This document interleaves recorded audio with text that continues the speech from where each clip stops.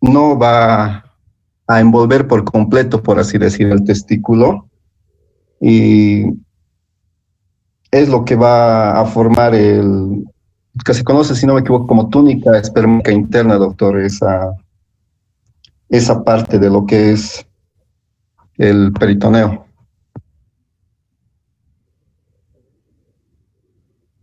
Bueno, va más o menos por ahí.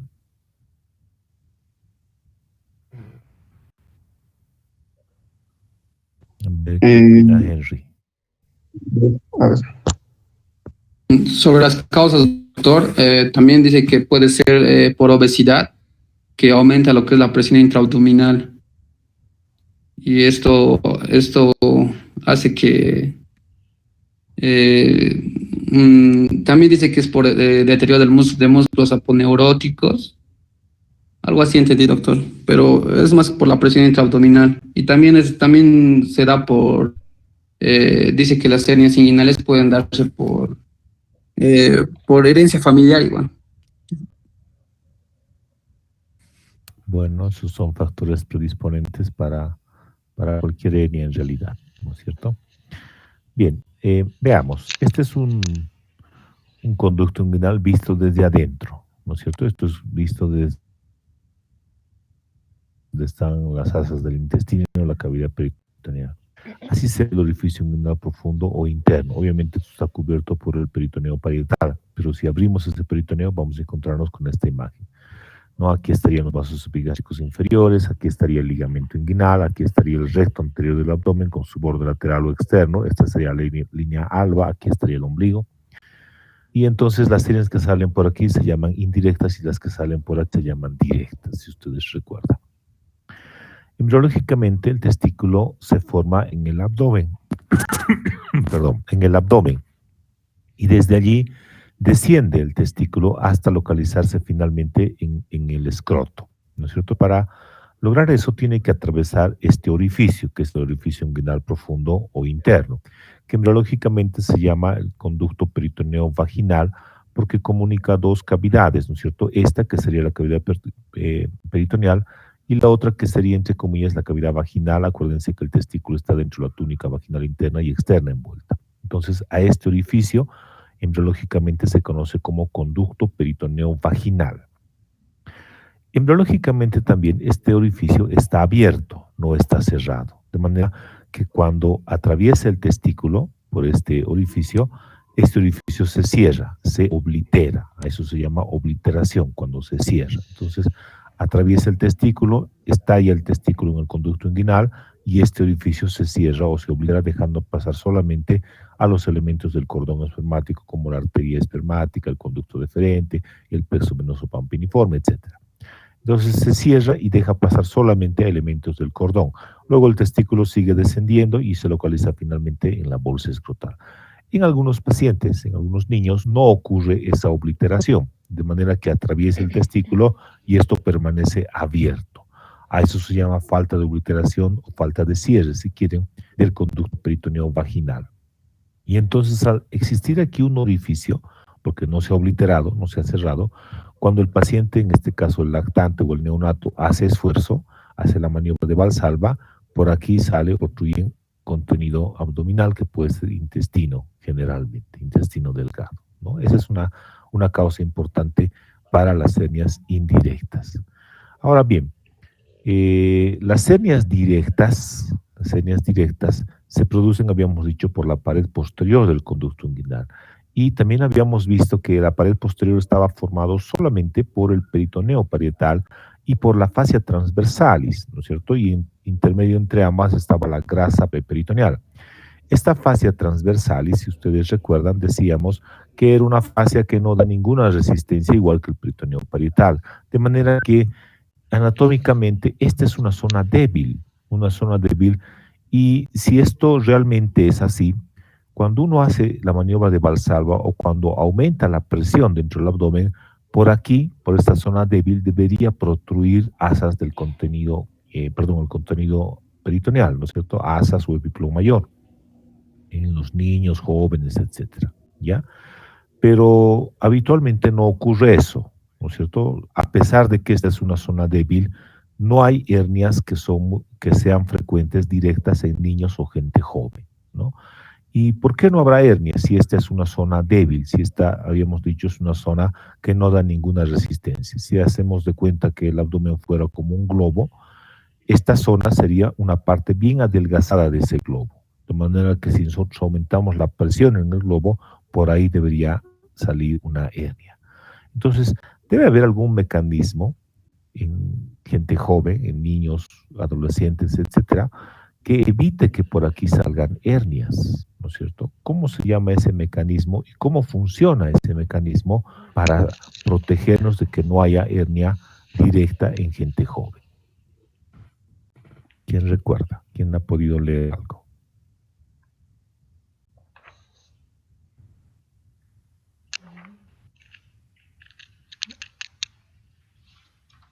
Y acuérdense que la gente joven es la que más esfuerzos físicos hace, ¿no es cierto? Son gente que levanta cosas pesadas, van al gimnasio inclusive, levantan pesas, etcétera, ¿no? Y no, normalmente no tienen hernias directas. ¿Por qué?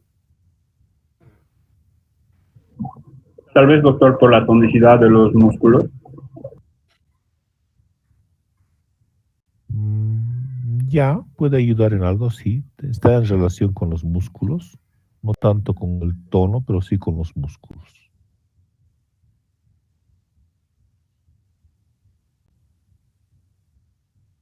A ver, ¿qué opina Lothar? Ya que Lothar quería hablar. No, quería decir tal vez por el entrecruzamiento de las fibras musculares, doctor, que existen en ese trayecto, ya que las de el oblicuo externo van de arriba hacia abajo y del oblicuo interno tiene un sentido por así decirlo. Bueno, no sé, es mi idea, digamos, doctor. Y el recto del abdomen también.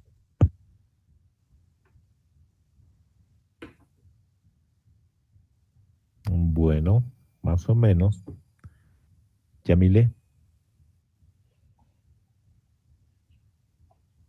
Doctor, coincidiría con mis compañeros y no sé la verdad de qué otro mecanismo habría aparte de los músculos.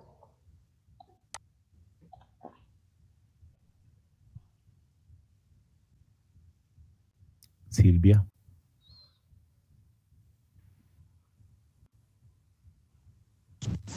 Sí, doctor, era la misma idea. Probablemente era por la tonicidad muscular.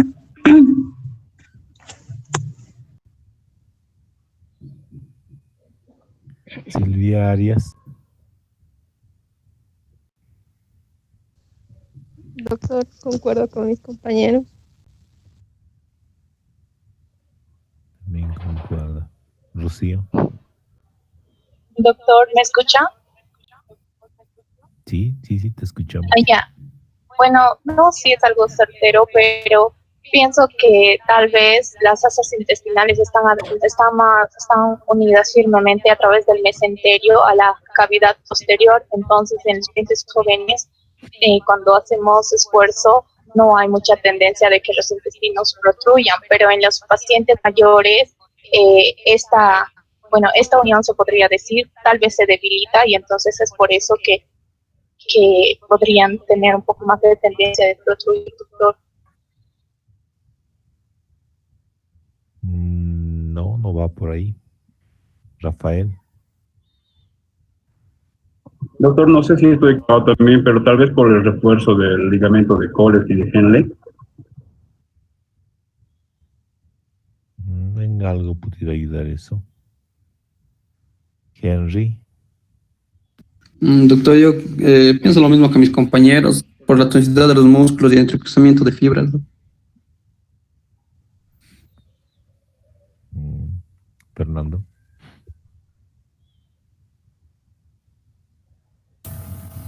Me concuerdo con mis compañeros, doctor. No sabría decirle si es más que todo el entrecruzamiento y la tonicidad de los músculos. Angélica. Sí, doctor, concuerdo igual con mis compañeros. Y bueno, sería por el aumento de las fibras de refuerzo, ¿no? En la pared posterior, lo que evitaría que se originen estas hernias.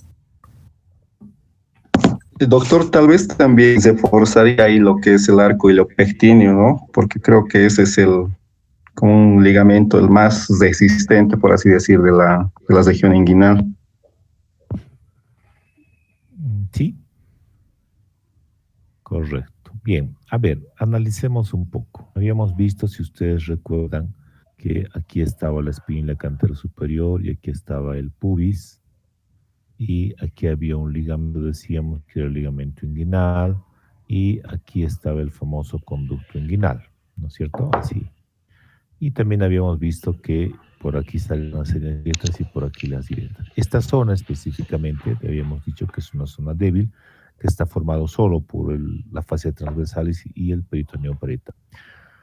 Cuando existe un aumento de la presión intraabdominal, esa presión está hecha gracias, en más del 90% de las veces, a la contracción de los músculos abdominales. Entonces, cuando los pacientes hacen la maniobra de Valsalva, en realidad lo que están haciendo es contrayendo sus músculos abdominales, ¿no es cierto? Y dentro de ellos, específicamente, o quizás importantemente, los músculos laterales del abdomen. Habíamos visto que existen 3 músculos laterales, el oblicuo externo, interno y transverso, ¿no es cierto? Esos 3 músculos laterales son los que, al contraerse, van a proteger esta pared posterior del conducto inguinal. Más que el tono que ellos tienen, que el tono lo único que hace es mantener, digamos, la tensión en ese tejido, pero la contracción de esos músculos va a proteger esta pared posterior. ¿Y cómo es que protege la contracción?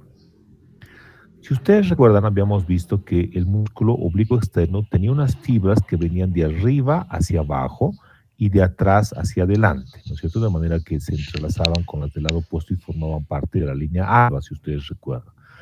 Habíamos visto que ese músculo formaba 2 paredes del conducto inguinal, una que era la pared anterior del conducto inguinal, y al borde inferior del conducto inguinal decíamos que se llamaba ligamento inguinal, ¿no es cierto? Que representaba el piso del conducto inguinal específicamente. Entonces, cuando este músculo oblicuo externo se contrae, sus fibras fijas las toma las inserciones altas, ¿no? Acuérdense que cuando hay una contracción muscular debe haber un punto fijo y un punto móvil, si no, no hubiera contracción, ¿no es cierto? Si los 2 puntos fueran fijos, no se contraería el músculo. Entonces tiene que haber una zona que no se mueva, que sea fija, y la otra zona de la inserción del músculo sea móvil, de manera que ésta pueda avanzar y así se contrae el músculo.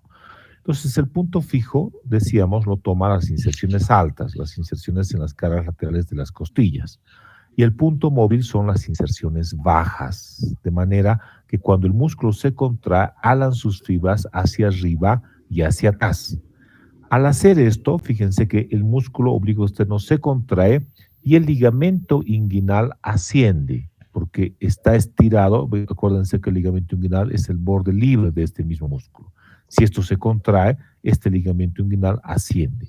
Al ascender, fíjense que va a cerrar parcialmente esta pared posterior del conducto inguinal, al subir este ligamento inguinal. Después habíamos visto que el músculo oblicuo interno y músculo transverso, decíamos que se llamaba el tendón conjunto a la unión de ambos, tenían una inserción también en el tercio anterior de la cresta ilíaca, espina ilíaca antero superior y también en el pubis, pero decíamos que la inserción de estos no llegaba a la altura del ligamento inguinal, sino que era más alto, por eso formaba la pared superior del conducto inguinal. Y fíjense que la inserción de estos músculos es como en un arco, no es una inserción recta, si ustedes quieren. De manera que cuando el músculo oblicuo interno y transverso se contraen, se tensa este arco de sus fibras inferiores. Al tensarse el arco, o lógicamente esto va a descender. Entonces, fíjense que la contracción del músculo oblicuo interno y músculo transverso van a cerrar también parcialmente esta pared posterior del conducto inguinal. Y si a eso sumamos que el ascenso del ligamento inguinal va a cerrar parcialmente también esta pared posterior, entre ambos van a evitar que por aquí protruyan las hernias. ¿Ya? A este mecanismo se llama mecanismo obturador y está presente en todos los pacientes, tanto en niños, adolescentes, jóvenes, adultos, etc. Entonces, en los niños y adolescentes este mecanismo es capaz de proteger y evitar que por aquí salgan hernias. En los pacientes que están por arriba de los 40 años, generalmente está presente este mecanismo, pero ya no es suficiente para contener la presión intraabdominal. De manera que, a pesar de que está presente este mecanismo, igual por aquí van a protruir hernias, sobre todo en pacientes que tengan aumentos crónicos de la presión intraabdominal, como por ejemplo los pacientes prostáticos, ¿no? Acuérdense que hay síntomas obstructivos e irritativos. Entonces, cuando hay obstrucción, el paciente hace esfuerzo físico para iniciar la micción y eso produce pues que aumente crónicamente la presión abdominal. Igual los pacientes constipados, en nuestro medio los pacientes con patología de Chagas, o incluso con el dolico colon andino, etcétera. Y en los adultos, pues, también en los pacientes con problemas pulmonares, la enfermedad pulmonar obstructiva crónica, etcétera, que aumenten igual la presión intraabdominal. Entonces, ese es el mecanismo que protege a la gente joven para que no salgan hernias directas, sobre todo en gente joven. Bueno, después de haber visto y haber repasado en realidad la anatomía y la fisiología un poco de esta región inguinal, ahora sí vamos a entrar en el diagnóstico, y en el diagnóstico fíjense que, como en todo, es importante hacer una buena anamnesis y examen físico. Es relativamente sencillo el diagnóstico de una hernia, porque el paciente generalmente les va a decir que tiene una masa de protrusión en la región inguinal, que al principio era muy pequeñita y que a medida que pasa el tiempo ha ido creciendo, que cuando hace esfuerzo físico, cuando está mucho tiempo de pie, sale una bolita, que con algunos masajes o cuando se recuesta desaparece, se pierde y después cuando vuelve a hacer esfuerzo físico otra vez sale. Si ustedes escuchan eso, pues es una hernia hasta que no se demuestre lo contrario, ¿no es cierto? Después vamos a ver que hay que hacer diagnósticos diferenciales con otras patologías, pero aquella patología que protruye y que se reduce es una hernia hasta que no se demuestre lo contrario, repito. En el examen físico hay una maniobra que se llama la maniobra de Landívar. Esta maniobra nos ayuda mucho en el diagnóstico de la hernia inguinal y se utiliza pues con la mano del examinador, con el dedo en realidad del examinador, porque es un tacto digital del conducto inguinal, y con el paciente de preferencia de pies, ¿no es cierto? ¿Han hecho alguna vez la maniobra de Landívar? ¿Han visto hacer la maniobra de Landívar? No, doctor. No, doctor. No, doctor. Bueno, pero han revisado en semiología seguramente esta maniobra, ¿no es cierto? Tampoco. Podemos saber cómo se hace, digamos, pero así realizarlo en práctica, doctor, por mi parte no lo vi. Sí, teóricamente, doctor, sabemos. Bueno, es interesante que ustedes practiquen esto en los hospitales, ¿no? Cuando estén en la parte práctica y haya pacientes con hernias inguinales, es importante que apliquen todos los conocimientos que ustedes han aprendido en semiología. No todos van a tener acceso, es cierto, pero pues en lo posible traten todos de aplicar eso, ¿ya? Esta maniobra de Landívar, decíamos, es un tacto digital del conducto inguinal. Hay una regla que se sigue para hacer esto, y esta dice que las hernias derechas se palpan con el índice derecho y las hernias izquierdas con el índice izquierdo. Ya, esto no se olvide nunca. Entonces la mano debe estar enguantada porque estamos cerca de la región genital, y ponemos al paciente de pies. A veces, poniendo al paciente de pies, vemos cómo protruye la hernia, ¿no es cierto? Entonces es relativamente sencillo. Luego podemos reducir, etcétera. Esta maniobra también nos sirve, además de diagnosticar algunas hernias, como las puntas de hernias o intrafuniculares, intracanaliculares, también nos sirve para saber si la hernia es directa o es indirecta. ¿Ya? Nos ayuda un poco en ese campo. Entonces nos ponemos nos ponemos el guante en la mano, pedimos al paciente que esté de pies, y lo que hacemos es reducir el escroto para poder ingresar nuestro dedo al conducto inguinal, ¿no? Si es que queremos hacer directamente desde la piel, no vamos a poder hacer porque la piel no es elástica y el paciente va a sentir mucho dolor. Entonces, y además esto no se puede hacer en las mujeres, ¿no? Porque ellas no tienen escroto. Entonces, solamente en los varones es posible hacer este procedimiento. Entonces, tenemos que reducir el escroto y por lo tanto nos vamos hasta el escroto mismo, hasta el tercio medio más o menos, y desde aquí empujamos ese escroto para reducir sobre el conducto inguinal. El orificio superficial siempre está abierto, así que no hay ningún problema. El dedo va a ingresar por ahí y va a estar en el conducto inguinal. Una vez que esté en el conducto inguinal, es relativamente sencillo este procedimiento. Tenemos que ingresar por aquí y llegar nuestro dedo hasta el orificio inguinal profundo, ¿no es cierto? Si la hernia fuera indirecta, sale por el orificio inguinal profundo. Y al hacer eso, fíjense que el saco de esa hernia debería golpearles la punta del dedo, ¿no? Cuando el paciente hace el esfuerzo físico, si el paciente hace el esfuerzo, la punta del dedo es el que debería golpearles el saco de la hernia. Y si la hernia es de la pared posterior, lo que debería golpearles es el dorso o la cara palmar de la mano, del dedo, perdón, cuando uno hace este tacto, ¿no? Entonces, es relativamente sencillo, decíamos, este procedimiento o esta técnica. Volviendo un poco antes. Entonces, introducimos el dedo, pedimos al paciente que haga la maniobra de Valsalva y nos va a empujar en este sentido. La punta del dedo, si está aquí, va a retroceder y esa es una hernia indirecta porque está viniendo del orificio inguinal profundo. La pared posterior está aquí, acuérdense. Si se ubican un poco, aquí estaría la pared anterior, esta sería la pared inferior, la pared superior estaría aquí y aquí estaría la pared posterior. Entonces, si está nuestro dedo y pedimos al paciente que haga la maniobra de Valsalva y nos empuje el dedo en este sentido, la hernia sería directa porque está saliendo por la pared posterior del conducto inguinal. No es tan fácil esta maniobra, puesto que a veces el dedo está dentro y cuando pedimos al paciente que haga el esfuerzo, la maniobra de Valsalva, protruye una masa y a veces no sabemos de dónde está viniendo esa masa, ¿no? Entonces, hay otra maniobra que es la Landívar termodífica que nos puede ayudar en esto y consiste primero, antes de hacer el tacto, reducir el saco de la hernia. Entonces, lo que hacemos es introducir el dedo, reducimos primero la hernia y con la otra mano que no vamos a utilizar, tapamos o hacemos presión en el orificio inguinal profundo o interno.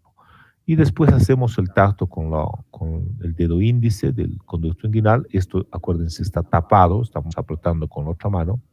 Y pedimos al paciente que haga la maniobra de Valsalva. Si no protruye nada, ¿qué tipo de hernia será? Indirecta. Directo. ¿Directa o indirecta? Directa. Indirecta. Indirecto, doctor. Indirecto, porque estamos presionando, entonces estaríamos evitando que la hernia indirecta protruya, ya que la estamos asegurando con el tamaño. Y como no protruye nada del otro lado, entonces quiere decir que no hay una hernia directa, sino una hernia indirecta. Muy bien. Tiene toda la razón, Silvia. Entonces, estamos tapando el orificio inguinal profundo con la otra mano, acuérdense. Pedimos al paciente que haga la maniobra de Valsalva, no va a salir nada porque estamos cerrando este orificio inguinal profundo.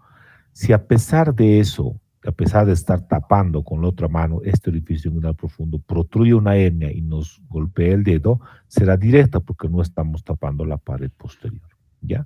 Esa es una forma un poco práctica de saber si la hernia es directa o indirecta, aunque para fines prácticos o para fines de resolución o tratamiento no nos sirve de mucho porque no interesa en realidad si la hernia es directa o indirecta, ya que el tratamiento es exactamente el mismo, ¿no es cierto? Aquí el tratamiento es igual, ¿ya? Y además acuérdense que hay hernias mixtas o hernias en pantalón que nos pueden dar incluso alguna confusión. Sin embargo, el tratamiento viene siendo el mismo. Sí tiene mucha utilidad esta maniobra de Landívar cuando no sale una hernia o cuando no es visible una hernia en un paciente. Resulta que tenemos un orificio inguinal superficial y tenemos un conducto inguinal y un orificio inguinal profundo en la parte posterior y una pared posterior. Cuando la hernia está solamente dentro del conducto inguinal y no sale del orificio inguinal superficial, no es visible a simple vista, ¿ya? Entonces, pueden pedir al paciente que haga la maniobra de Valsalva, va a protruir dentro del conducto inguinal. Al no salir, no vamos a ver nada afuera. Pero sí el paciente puede tener síntomas. Uno de los principales síntomas que tienen es la inguinodinia, dolor cuando el paciente hace esfuerzo físico. Entonces, ese es un dato de una posible punta de hernia o intrafunicular o intracanalicular. Son hernias que no salen del conducto inguinal.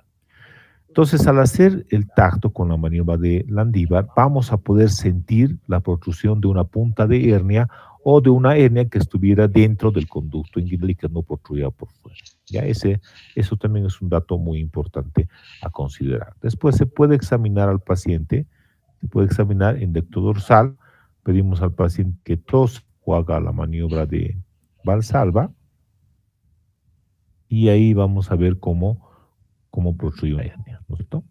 Esta hernia, ¿qué tipo de hernia les impresiona que fuera? ¿Directa o indirecta? Directo, doctor. Correcto, porque aparentemente la presión viene en este sentido, ¿cierto? Si fuera indirecta, la presión iría en este sentido, ¿ya? Entonces, una hernia aparentemente directa, ¿no? Reducible además. Después se puede pedir una ecografía, si es que no estamos seguros o si la paciente es de sexo femenino o si el paciente es muy obeso. En los pacientes obesos es muy difícil hacer el tacto inclusivo del conducto inguinal, a veces no llega a nuestro dedo lamentablemente a hacer el tacto, y en las mujeres tampoco podemos hacer el tacto, decíamos. Entonces, si es que no estamos con alguna duda, pues pedimos una ecografía. Y la ecografía nos va a mostrar una punta de hernia o una hernia intrainguinal con una valla intersticial, ¿no? Fíjense cómo es el conducto inguinal y fíjense cómo sale una hernia cuando hace la maniobra de Valsalva y cómo se reduce posteriormente cuando deja de hacer esfuerzo el paciente, ¿no? Otra imagen ecográfica, igual cuando el paciente está en reposo, fíjense, no protruye nada, y fíjense cómo se dilata el inguinal y cómo protruye el intestino, ¿no? Que tiene hasta peristaltismo inclusive.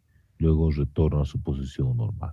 Y bueno, la inguinal escrotal es una hernia bastante grande, muchas veces esa hernia no se reduce, está todo el tiempo afuera, la mayoría son encarceradas. Fíjense cuando hace la maniobra de Valsalva, se ve que protruye todavía parte del intestino, fíjense el peristaltismo, y no se reduce del todo, ¿no? Si es que se sigue con el ecógrafo del saco, pues se va a identificar incluso parte del contenido o del saco en el escroto, ¿no? Fíjense, es el testículo. Entonces, hasta ahí llega la hernia en la variedad inguinoescrotal, ¿no? Entonces, esta es otra imagen tomográfica que también se puede pedir cuando tengamos dudas en relación al diagnóstico de una hernia, ¿no? Entonces, esta es una tomografía. Fíjense que esta es la articulación coxofemoral de ambos lados, esta es la región pélvica, y aquí estaría el pubis, ¿no es cierto? Y fíjense cómo aquí hay una gran hernia en relación al lado derecho que no hay nada. Igual en esta otra tomografía, esta es del lado derecho más bien y la anterior era del lado izquierdo, ¿no es cierto? Entonces igual se ve parte de la articulación coxofemoral, esto que están viendo es el recto, etcétera. Y fíjense cómo hay una hernia que sí se hace evidente en una tomografía.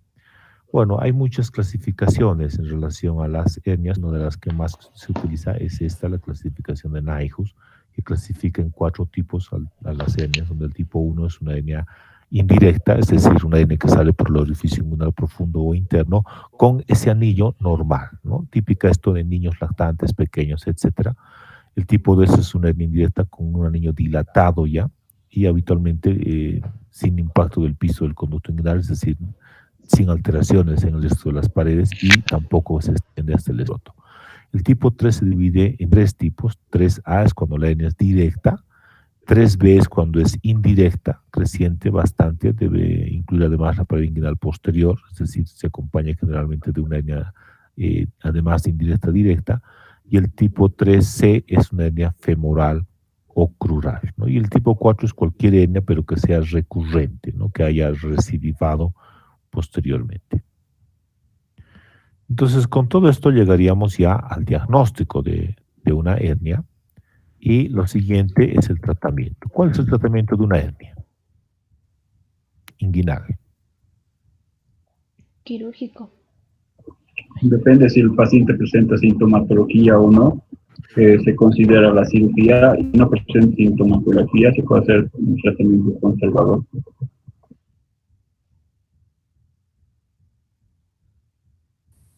Bien, ¿qué opina el resto? Sí, doctor, en cuestión a lo que sería el tratamiento quirúrgico, entonces sería una hernioplastia o una herniografia, ¿no? Si es que se va a utilizar o no una prótesis. Bien, aquí es importante recordar una cosa. En lo posible, la hernia inguinal debe operarse. ¿Y cuándo debe operarse?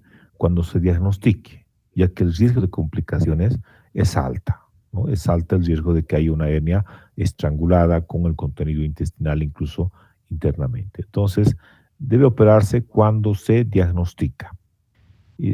A diferencia de otras hernias como la umbilical, por ejemplo, en los niños se operan generalmente después de un tiempo, ¿no? Vamos a ver después que la hernia umbilical se opera generalmente después de los 4 años de edad, ¿no? Y hasta los 2 años se espera porque ese es el tiempo en que se cierra habitualmente el orificio umbilical y después se espera unos 2 años más y si no se resuelve recién el 4º o 5º año se opera. En cambio, la hernia inguinal debe operarse cuando se diagnostica. Si se diagnosticó a los 6 meses de vida, pues ese es el tiempo en que debe operarse. Repito, por el riesgo de complicación. Ahora, habrá pacientes en los que no es posible operarlos, ¿no? Pacientes muy añosos que tengan alto riesgo quirúrgico, ¿no? Ustedes van a ver servicios de tercer nivel cuando se va a operar a un paciente. Entre los exámenes preoperatorios que se solicita está la valoración cardiológica preoperatoria, ¿no? Y la valoración anestésica también preoperatoria, que nos dan un parámetro de las posibilidades que tiene el paciente de complicarse en la cirugía, ¿no? Entonces ustedes van a ver que hay varias escalas que utilizan. Una de las que más utilizan es una escala que va del 1 al 4, de manera que 1 representa riesgo 1/4, representa 25% de riesgo, en otras palabras, de que haya complicaciones o que se muera inclusive el paciente. Y así van sumando, ¿no es cierto? De manera que si ustedes tienen un riesgo 3/4 o peor 4/4, 4/4 significa que tiene 100% de posibilidades de que se complique o se muera el paciente con la cirugía. Entonces, en esos casos, como el riesgo es alto en la cirugía, no se opera siempre y cuando no esté complicada la hernia. Y entonces, para evitar complicaciones precisamente, se utiliza esto que se conoce como braguero. Fíjense que son como cinturones, como un arnés, es un arnés en realidad, que tiene unas partes duras, hechas de cuero la mayor parte de las veces, que apretan o comprimen todo el tiempo la región inguinal. Esto en la idea de que estén apretando todo el tiempo esa zona para evitar que protruya el saco y de esa manera haya complicaciones, ¿no? Entonces, esto es lo que se utiliza, braguero se llama este arnés, para evitar que haya complicaciones en una hernia inguinal. También utilizamos con cierta frecuencia esto en los hospitales grandes con mucha afluencia de pacientes, como es el Hospital de la Caja Nacional, donde tenemos pacientes que la espera quirúrgica llega a ser a veces hasta 8 meses. Es decir, vemos en la consulta externa, programamos la cirugía, pero no hay espacio para poder operarlo sino hasta 8 meses. En esos 8 meses, 6 a 8 meses, el paciente puede complicarse en su hernia. Puede crecer también esta hernia con el tiempo. Entonces, para evitar esas complicaciones, ese tiempo utilizamos bragueros en los pacientes hasta el día de su cirugía. Pero en el resto de los pacientes que no tienen contraindicación, el tratamiento, por supuesto, que es quirúrgico. Y dentro de las técnicas quirúrgicas tenemos 2, la técnica de herniorrafia y las técnicas de hernioplastia. ¿Cuál es la diferencia entre herniorrafia y hernioplastia? ¿Cuándo llamamos herniorrafia y cuándo llamamos hernioplastia? Herniorrafia es cuando se hace la corrección, o sea, del defecto herniario con los propios tejidos del paciente, doctor, mientras que hernioplastia es utilizando algún material protésico. Muy bien, entonces ambos tienen el objetivo de cerrar el defecto herniario, ¿no es cierto? El orificio, en otras palabras, o anillo herniario que se conoce. Si ese cierre se hace utilizando sus propios tejidos del paciente, se llama herniorrafia. Y si es que se utiliza un material extraño, como una prótesis, una malla, por ejemplo, se llama hernioplastia. ¿Cuál será mejor, herniorrafia o hernioplastia? Actualmente se dice que la técnica más utilizada es la hernioplastia, en el que el éxito de la cirugía tiene un porcentaje mayor y también las recidivancias o el porcentaje de recidivancia es mucho menor, y también nos dice de que es mucho más fácil para el paciente poder recuperarse luego de esta.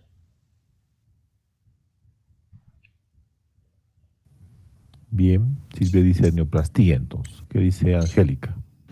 Doctor, yo pienso lo mismo, leí igual la misma información y lo que podría acotar tal vez sería el hecho de que cuando hacemos una hernioplastia lo que hacemos es una herniorrafia, pero sin tensión.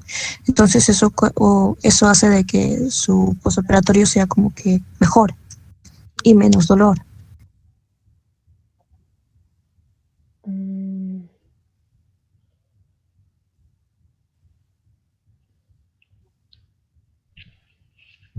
Bien, Fernando.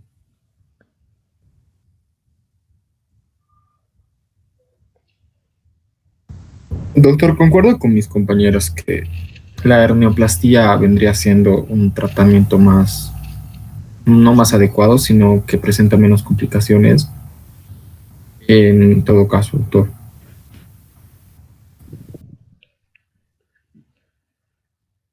Pero no te entendí bien, Fernando. Que la hernioplastia es un tratamiento quirúrgico que no presenta que presenta menos recidivas en cuanto a complicaciones o en todo caso recidivas de hernias, doctor.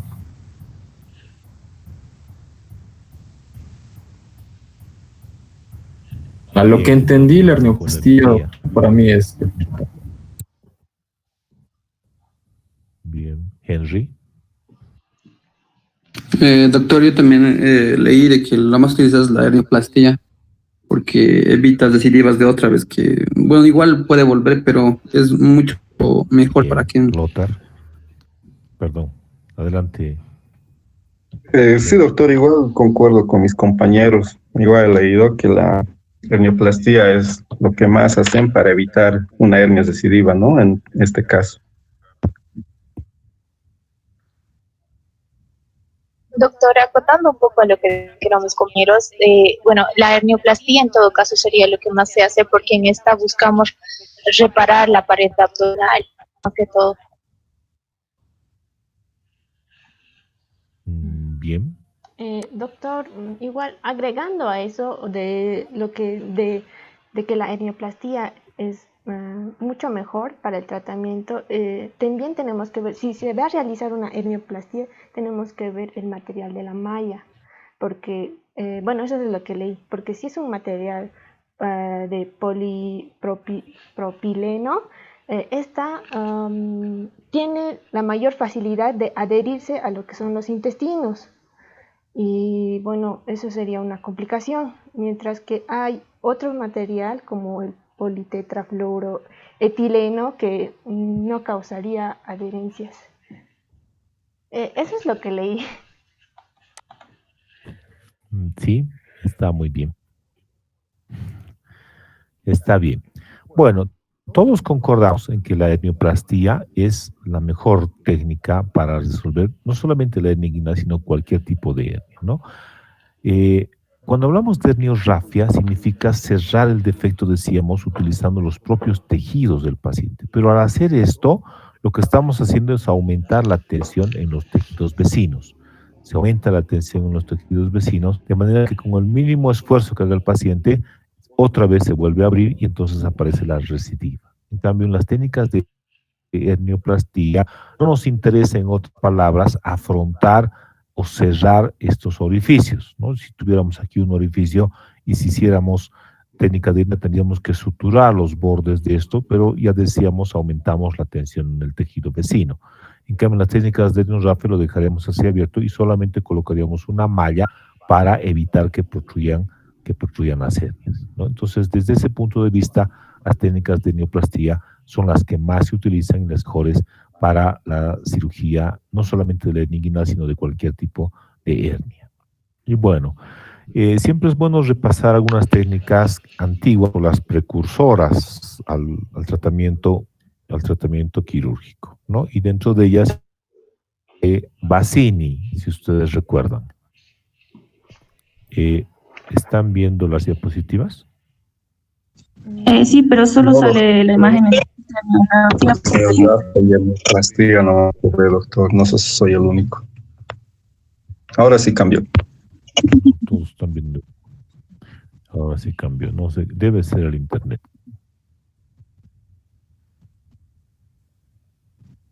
Que demora mucho. Hace como 2 minutos cambié y recién ahorita estaba cambiando.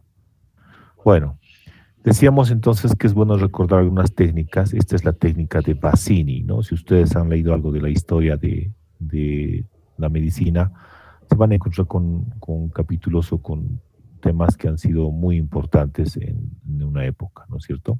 Antes del siglo XVIII, fíjense que la cirugía de la hernia inguinal estaba proscrita, no estaba prohibida, porque muchos de los pacientes que se operaban se morían, lamentablemente, y los pocos que sobrevivían recidivaban, ¿no? No se conocía mucho la anatomía de esa región ni la fisiopatología de la hernia, y entonces cuando uno operaba, o cuando ellos operaban más bien, lo que hacían era cortar todo, el saco junto con el cordón espermático, el testículo, etcétera, y para evitar que salga una hernia nuevamente, la mayor parte de las veces en sus protocolos estaba colocarlo al paciente de cabeza, sobre tablas, sobre puertas, etcétera, y lo dejaban así por unas 2, 3 semanas inclusive.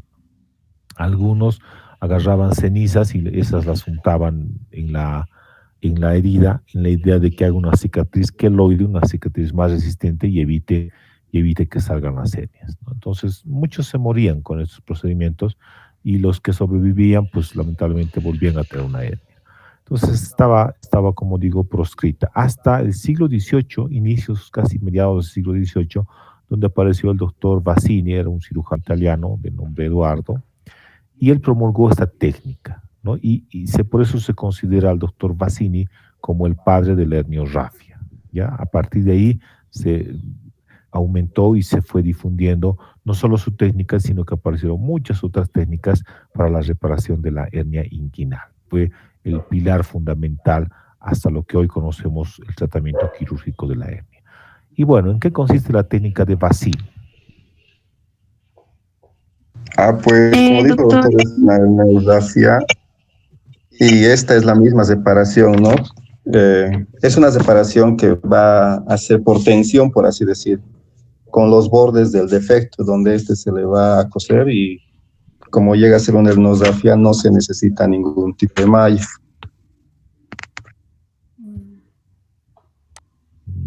Ya, suturar se llama, cuando hablamos quirúrgicamente, lota, no coser. Coser es un término de costura.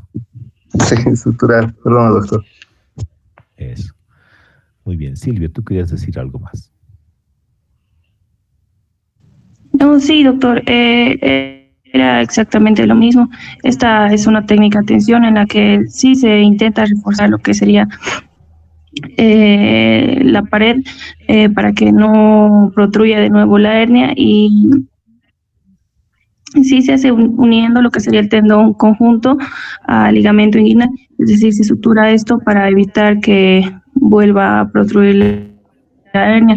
Lo malo es que no es tan fiable porque, como ya le había dicho, la hernia, la porcentaje de recidivancia es alto, y aparte de que es muy doloroso para el paciente el posoperatorio. Muy bien. Si nosotros vemos esta imagen, vamos a ver el conducto inguinal ya abierto, ¿no es cierto? Si ustedes recuerdan, para ver esto tenemos que abrir piel, tejido celular subcutáneo. Habíamos dicho que en ese tejido hay 2 fascias o 2 pseudofascias, la fascia de Camper y la fascia de Scarpa, y después abrimos la aponeurosis del músculo oblicuo externo, ¿no es cierto? Sería la pared anterior del conducto inguinal. Esa aponeurosis hay que cortarla en una dirección paralela al ligamento inguinal, de manera que si volvemos a la imagen de donde estaba el canto superior y el pubis, aquí estaba el conducto inguinal, si ustedes recuerdan, el ligamento inguinal estaba aquí y el conducto estaba por encima. Esta pared anterior del conducto inguinal hay que cortarla paralelamente al ligamento inguinal. Una vez que se corte la pared anterior del conducto inguinal y se abra, vamos a poder ver por dentro ese conducto inguinal. Entonces, esto que están viendo es la pared anterior del conducto inguinal que se ha cortado. De un lado y del otro lado estaría aquí.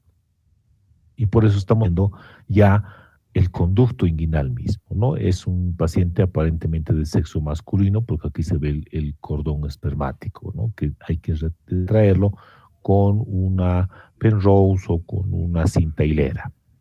Y entonces además vamos a ver esto que es el ligamento inguinal. Esto que están viendo es el ligamento inguinal, que sería la pared inferior del conducto inguinal. Si ustedes recuerdan, aquí estaría la espina ilíaca anterosuperior y aquí estaría el pubis, ¿no es cierto? El ligamento inguinal va en ese sentido. Entonces esta es la pared anterior, este es el ligamento inguinal. Aquí estaría el tendón conjunto, la unión del músculo oblicuo interno y músculo transverso. Todo esto sería la pared posterior del conducto inguinal. Esta es la fascia transversalis, debajo de esta está la grasa preperitoneal y más adentro está el peritoneo parietal. Y esto que están viendo es el orificio inguinal profundo o interno, por donde sale o por donde emerge el cordón espermático, ¿no? Entonces, todo esto es el orificio inguinal interno profundo y ese es el cordón espermático, decíamos. Debajo de esta fascia transversalis, debajo de esta fascia están los vasos epigástricos inferiores, por eso no estamos viendo aquí. Eso está en el espacio preperitoneal. Entonces aquí abajo estarían los vasos epigástricos que van hacia el ombligo. Si queremos ver el triángulo de Hesselbach, aquí está el pubis, decíamos, aquí estaría el borde externo del recto anterior del abdomen, el ligamento inguinal y esos vasos epigástricos, ¿no? Este sería el triángulo de Hesselbach y por aquí saldrían las hernias directas y por aquí las hernias indirectas.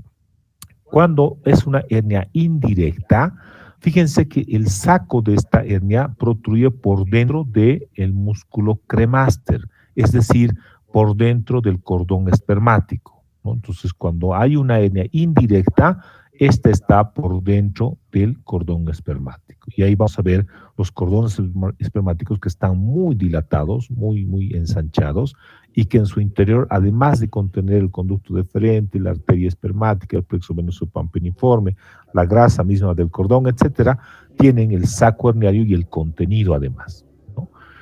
De manera que cuando la hernia es indirecta y esta está por dentro del cordón, lo que hay que hacer es abrir el músculo cremaster, abrir este cordón para separar el saco de los elementos del cordón mismo. En cambio, cuando la hernia es directa, esta sale por la pared posterior, por esta zona, está separada del saco y relativamente es más fácil de tratarla, ¿ya? Bueno, la técnica de Bassini, decíamos, como bien dijeron ustedes, une con puntos el tendón conjunto al ligamento inguinal. Entonces se colocan puntos así separados del tendón conjunto hacia el ligamento inguinal. Y después que se ha unido este tendón conjunto al ligamento inguinal, tenemos esta imagen. Fíjense cómo está protegida esta, que sería la pared posterior, y este orificio inguinal profundo, que fíjense el tamaño, que estaba dilatado, ahora está de un tamaño normal, permitiendo el paso solamente a los elementos del cordón espermático. Esa es la técnica de Bassini, una técnica que aumenta la tensión, ya que al unir estos dos estamos aumentando la tensión en el tejido vecino. Si ustedes recuerdan, a principios de esta clase, habíamos dicho que había un mecanismo obturador que nos protegía de que no salgan hernias dictas por esta pared posterior, y era la contracción muscular que hacía posible que el ligamento inguinal se una al tendón conjunto, ¿cierto? Decíamos que cuando se contrae el oblicuo externo, este ligamento inguinal asciende, y cuando se contrae el oblicuo interno y transverso, que era en arco, acuérdense su inserción, cuando se contrae, esto desciende. Y en última instancia, el ligamento inguinal y el tendón conjunto se unen y esos van a cerrar esta pared posterior. En esta técnica de Bassini, lo que se hace es ese mecanismo, dejarlo permanentemente unido, ¿no? Esa es la técnica de Bassini. Muy buena en su época, hubo muchas vidas, evitó algunas recidivas, pero no se utiliza mucho hoy en día porque la recidiva llega hasta un 30-40%, inclusive con esta técnica solamente. Después apareció la técnica de Lichtenstein, ¿no es cierto? La técnica que viene desde 1960 más o menos, desde época hasta nuestros días, se sigue utilizando esta técnica. De hecho, es el gold estándar casi en la reparación abierta de una hernioplastía inguinal. ¿ya? Esa es una técnica que ha sufrido muchas variaciones a lo largo de los años y sigue sufriendo variaciones, y que cada variación lamentablemente se descredita un poco al autor, que era el doctor Lichtenstein, y el equipo que lo acompañaba, y erróneamente se les pone nombres propios como si ellos hubieran hecho la técnica, ¿no es cierto? En la técnica de Lichtenstein, por ejemplo, originalmente se hace un surjet continuo en esta zona, y a alguien se le ocurrió hacer puntos separados en vez de surjet continuo, y ya lo bautiza esta como si fuera su técnica. Hay otros que no ponen puntos, lo dejan así, solamente extendida la malla, un solo punto a nivel de la fascia del pubis, y ya dicen ellos que es su técnica, ¿no? Entonces eso es un poco malo, porque habría que retar el origen de esta técnica. Pero bueno, ¿en qué consiste la técnica de Lichtenstein? ¿Cómo es esa técnica? Bueno, doctor, esta técnica es una técnica libre de tensión y consiste en colocar una malla de propileno plana en la parte superior del defecto. Esto, como le decía, va a evitar la tensión de los músculos, al contrario de las otras, de la técnica de Bassini, que sí pone tensión. Aparte de que este procedimiento hace que el paciente tenga una recuperación más temprana, y también de que el porcentaje de recidiva va a ser mucho menor. Muy bien. ¿Y dónde se fija la malla en esta técnica?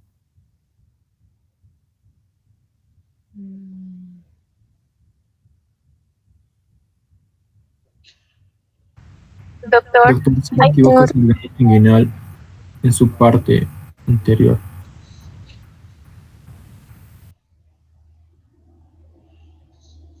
Doctor, esta malla reforzaría lo que es la parte posterior, la pared posterior, como también la inferior. O sea, estas paredes son las que reforzaría. Doctor, estaría fijado lo que sería el tendón conjunto y el ligamento inguinal. Muy bien. Entonces, a ver, si volvemos a esta imagen, esta es una imagen típica del conducto inguinal, habíamos dicho, ¿no es cierto? Esta es la pared posterior, y si hubiera una hernia, aquí estaría el saco de la pared posterior. Y este es el orificio inguinal profundo, y por aquí estaría el saco también si es que hubiera una hernia. Y la idea en la reparación de la hernia, habíamos dicho, cerrar esos defectos, ¿no? Entonces, después que se ha reducido... Doctor, se le escucha entrecortado. Ahora. ¿Me escuchan? Está mejor, doctor. Sí, se escucha bien, doctor. Ya, bueno, debe ser el internet. Decíamos que el objetivo es reparar el defecto herniario. Doctor, no se le puede escuchar, la mente se entrecorta. Silvia, creo que es tu internet. Sí, es tu internet, Silvia. ¿Sí? ¿Me escucha bien el resto? Sí, doctor. Creo que sí, la mayoría Sí.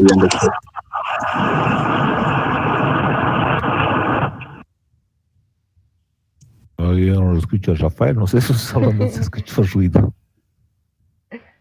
Se escucha bien ahora, o sea, de usted se escucha bien. Creo que solamente es de Silvia el problema.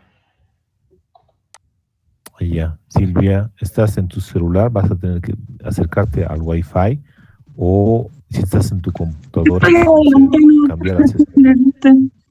Sí, pero ya le escucho bien, doctor. Ya, bueno. Bien, entonces decíamos que esta es la pared posterior, y por aquí salen las líneas directas y las indirectas, y el objetivo de esto es cerrar esos defectos. En la técnica de Lichtenstein, lo que hacemos es colocar una malla en toda esta zona. Colocamos una malla. Un dato importante, que el cordón espermático debe estar siempre por encima de la malla, no debe estar por debajo. Ya ahorita vamos a ver cómo es por debajo y cómo es por encima. Decíamos, colocamos una malla, la malla la fijamos al pubis para que no se mueva, luego un surjet continuo al ligamento inguinal y puntos separados al tendón conjunto. Después tenemos que cortar la malla y hacer un orificio para que pase el cordón espermático en el varón. Esto siempre debe estar por fuera, ¿no? Entonces, si hacemos eso, vamos a tener esta imagen. Volvemos a a orientarnos, aquí estaría el ligamento inguinal, este sería el tendón conjunto, aquí estaría el orificio inguinal profundo y esta sería la pared posterior del conducto inguinal, ¿no? Aquí estaría la espina y la cantera superior y aquí estaría el pubis, ¿no? El ligamento inguinal estaría aquí abajo.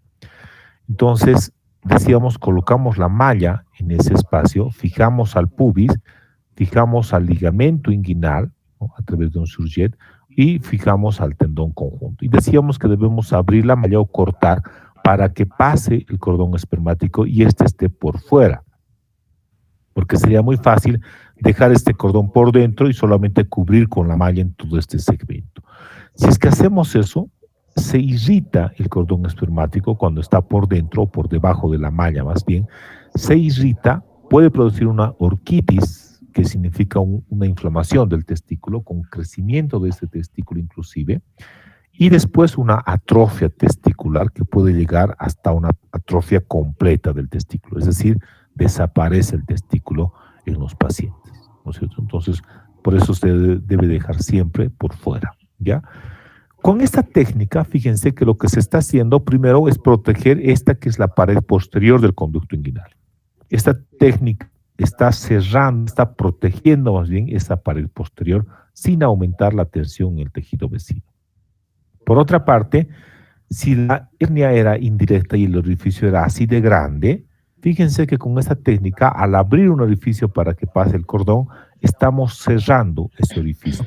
Y esta apertura que se ha hecho en la malla sería el nuevo orificio inguinal profundo, ya que el original estaría cerrado por la malla o estaría debajo de la malla. Esa es la técnica de Lichtenstein, ¿no? Que es la que se utiliza con mucha frecuencia. Ahora vamos a ver esa técnica un poco en video, ¿no? Entonces, piel, tejido celular subcutáneo, hasta llegar al plano aponeurótico, y después lo que se hace es abrir la aponeurosis del músculo oblicuo externo para poder ver el contenido del conducto inguinal. A veces esta aponeurosis está muy adelgazada y es muy delgada, ¿no?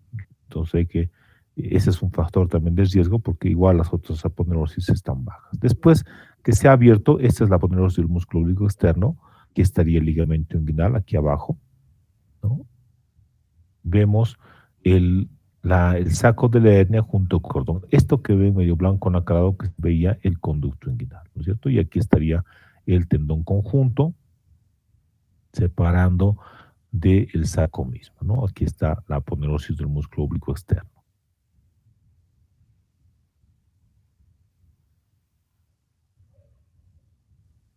Entonces, fíjense, aquí estaría la pared posterior del conducto inguinal y todo esto es el saco de la hernia que está, si ustedes se dan cuenta, por dentro del conducto deferente. Entonces, ¿qué tipo de hernia será? ¿Directa o indirecta? Indirecta. Indirecta. Indirecta.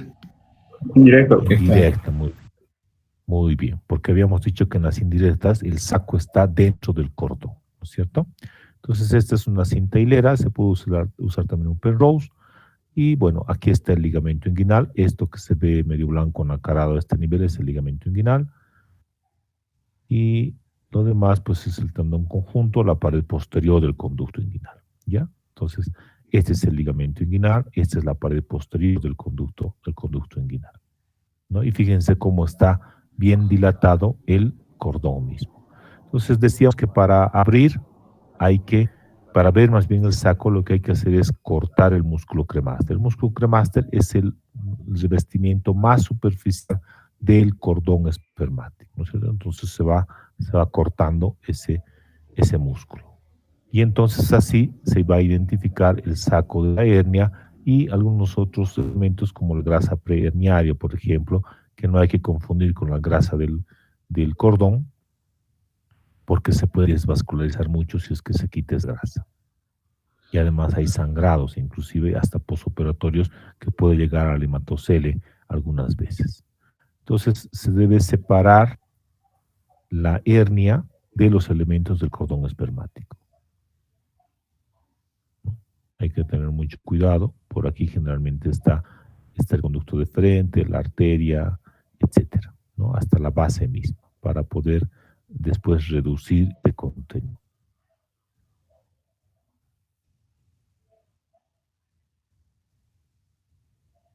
Aparentemente es epíplomo mayor, lo que está por dentro, y aquí está quedando, fíjense, toda esta zona, está quedando el cordón mismo. ¿Ya? Fíjense que hay un tejido graso, esa es la grasa del cordón, que hay que tener cuidado, decíamos, de no cortarla porque puede producir una desvascularización importante del testículo inclusive. Entonces, es importante, aquí estaría un elemento del cordón espermático. Aquí estaría el orificio inguinal profundo y aquí estaría el escroto, si ustedes quieren, ¿no? Entonces se está reduciendo hasta el origen mismo del orificio inguinal profundo para extirpar, retirar el contenido, ¿no? Hay dos opciones, que vemos que no hay nada, se puede colocar una pinza y resecar el saco y el contenido, ¿no? Esta es la pared posterior del cordón inguinal, así como están viendo, ¿no? Y la otra opción, si es que no se quiere resecar, es reintroducir todo dentro de la cavidad, ¿no? Entonces aquí se ve el conducto deferente, fíjense, ese blanco. Entonces esta es la pared posterior del conducto inguinal, este es el orificio inguinal profundo que está muy dilatado, y algunas veces lo que se hace es reforzar un poco la pared sin aumentar mucho la tensión.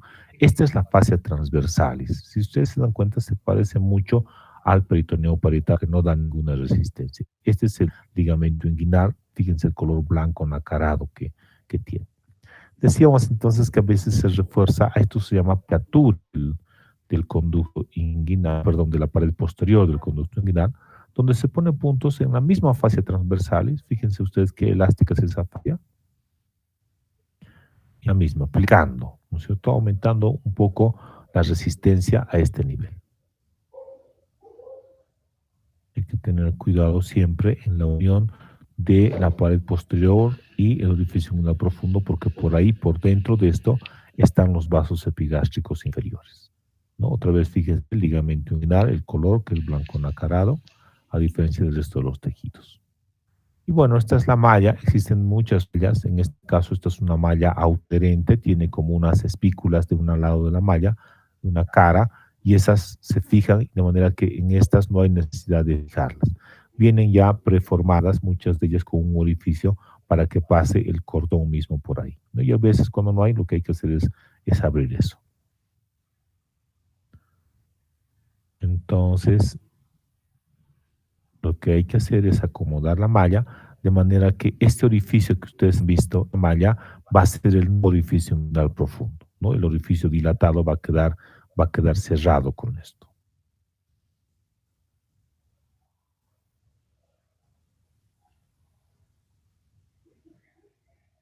Esto es un poco más complicado de acomodar porque tiene como espículas y esas producen adherencias. Fíjense, tiene como escamas, si ustedes quieren, que produce adherencias ya en los tejidos.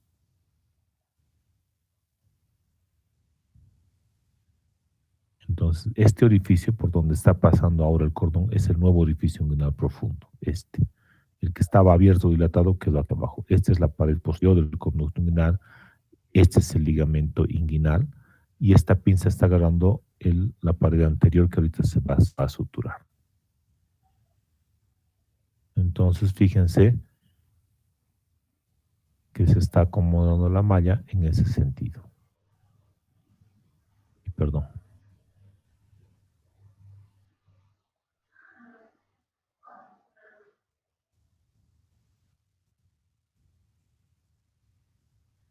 Estábamos por aquí.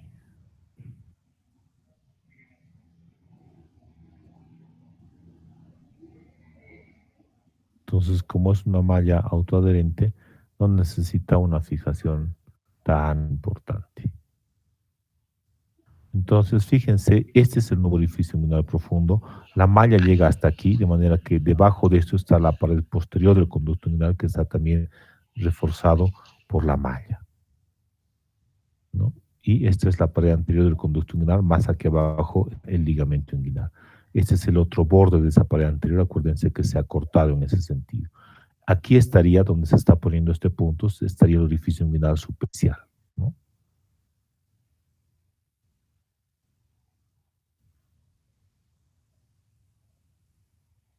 Entonces, esto es para volver otra vez a la anatomía normal de esta zona y cerrar la pared anterior del conducto inguinal. Entonces, aquí está el orificio inguinal superficial y esta es la pared anterior que se está cerrando, ¿no? Aquí está el conducto inguinal que ya habíamos visto hace un momento. Bueno, esa es la técnica de Eisenstein, en este caso con una malla que es autoadherente, que no necesita fijarse con nada, decíamos. Después hay técnicas laparoscópicas para la reparación del defecto, y dentro de estas, si ustedes han visto seguramente en técnica quirúrgica o en las prácticas hospitalarias, han debido ver que hay dos tipos de técnicas laparoscópicas. Una que es TAP, y otra que es TEP, ¿no es cierto? TEP. ¿Qué significa TAP? TAPP. No sé.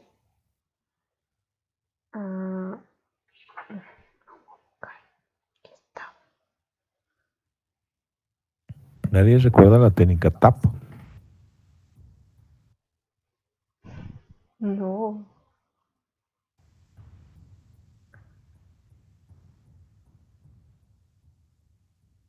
Henry. No, doctor, no lo recuerdo, la verdad. Doctor, Ya. si no me equivoco, es la plastía inguinal con la paroscopía, sí. Algo así, doctor. Sí, claro, es a través del laparoscopio, decíamos, pero dentro de esas técnicas hay dos tipos, TAP y TEP. TAPP significa transabdominal preperitoneal, ¿ya? Eso significa TAP. TAPP, transabdominal preperitoneal, eso significa. Y TEP significa totalmente extraperitoneal. O sea, el objetivo en las dos técnicas, en la cirugía laparoscópica de la hernia en realidad, es llegar al espacio preperitoneal. ¿Y cómo llegaríamos a ese espacio preperitoneal si nosotros estamos dentro de la cavidad peritoneal? Si ustedes recuerdan los planos de la pared abdominal, desde la piel hasta el peritoneo, otra vez recordando, sería piel, tejido celular subcutáneo, aponeurosis del oblicuo externo, oblicuo interno transverso, fascia transversalis, grasa preperitoneal y peritoneo parietal. Es decir, ese espacio preperitoneal está limitado arriba por la fascia transversalis y abajo por el peritoneo parietal. Entre ambas está el espacio preperitoneal. Si estamos ya en la cavidad peritoneal, como una cirugía de vesícula, por ejemplo, cualquiera laparoscópica que ustedes recuerden, estamos dentro de la cavidad. Para llegar a ese espacio tenemos que cortar el peritoneo parietal. Si cortamos el peritoneo, ingresamos al espacio preperitoneal y ahí dejamos la malla, ¿ya? Esa es la técnica TAP, TAPP, repito. Ingresamos dentro de la cavidad como para cualquier cirugía y para llegar a ese espacio tenemos que cortar el peritoneo parietal. En cambio, si queremos hacer TEP totalmente extraperitoneal, abriríamos la piel, tejido celular subcutáneo, la aponeurosis de los músculos oblicuo interno, externo, interno y transverso, y cortaríamos la fascia transversalis, ¿no es cierto? Al cortar la fascia transversalis, ingresaríamos ya en ese espacio preperitoneal, ¿no? Entonces, en esta técnica TEP no cortamos el peritoneo parietal, por eso se llama totalmente extraperitoneal. Ingresamos a ese espacio cortando solamente la fascia transversalis, ¿ya? Entonces, ahora vamos a ver una cirugía de una hernia inguinal laparoscópica con la técnica TAP primero, ¿no? Entonces ahí están los trócares y así se ve internamente. Ahí ustedes ven la hernia, el orificio de la hernia, vean que el epiplón mayor forma parte de ese orificio. Y entonces aquí adentro está el espacio preperitoneal, ¿no es cierto? Hay que cortar este peritoneo para llegar a ese espacio. Entonces, desde la altura de la espina ilíaca anterosuperior hasta el pubis, hasta este ligamento en realidad es lo que tenemos que cortar. Entonces, este es el peritoneo parietal. Fíjense cómo al cortar ingresa dentro el CO2 y ayuda en la disección. Este ya es el espacio preperitoneal, ¿no? Aquí hay grasa preperitoneal, hay unas arterias importantes, etc. Fíjense cómo el peritoneo es bastante delgado, ¿no? Se debe llegar hasta este ligamento umbilical medial, acuérdense, hay medial lateral, ¿no? Y tener cuidado con los vasos epigástricos inferiores porque se pudieran lesionar esos vasos al hacer este procedimiento de corte.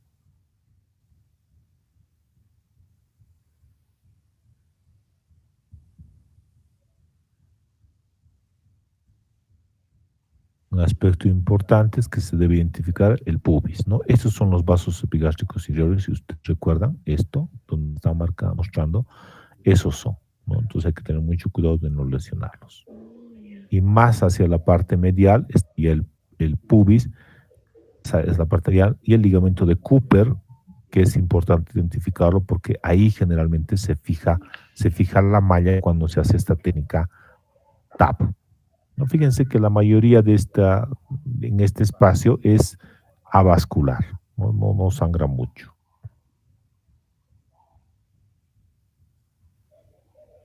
Entonces aquí se ven los vasos epigástricos inferiores, si ustedes recuerdan. Entonces lo que se está haciendo ahora es separar esto para en todo esto colocar la malla, ¿no? Y aquí se ve ya parte del saco de la hernia. Fíjense en esta imagen que se ven los vasos epigástricos inferiores y aquí se ve el orificio inguinal profundo y el orificio de la hernia.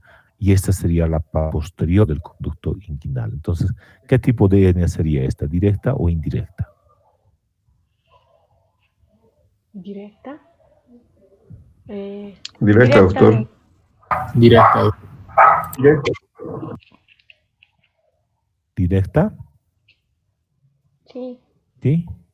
¿O indirecta?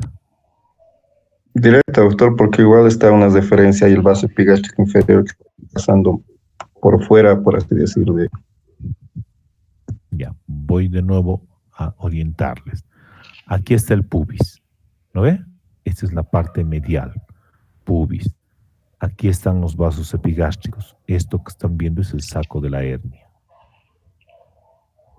¿no? Aquí estaría el saco de la hernia. Entonces, lateral a los vasos epigástricos. Aquí está la espina y la cantera superior, ¿no ve? De aquí, de la espina hemos dicho que se hace el corte. Entonces, ¿qué hernia será? Nuevamente. Es indirecto, doctor. Indirecta, Ahora sí, doctor. digamos mejor. Indirecta, muy bien, porque si fuera directa, aquí estaría el saco. Esta es la pared posterior del conducto inguinal medial a los vasos epigástricos, ¿no ve? Estos son los vasos epigástricos, medialmente aquí estaría la hernia, teniendo en cuenta que el pubis está aquí, la línea media está aquí. Entonces, además de tener el saco, está los elementos del cordón espermático. Aquí estaría la arteria espermática, el conducto deferente, etcétera, ¿no? Este sería el orificio inguinal profundo o interno, ¿ya? Bueno. Entonces, en todo este espacio se debe colocar la malla, por eso es que se está y separando el tejido celular subcutáneo, la grasa preperitoneal más bien que hay a este nivel, ¿no?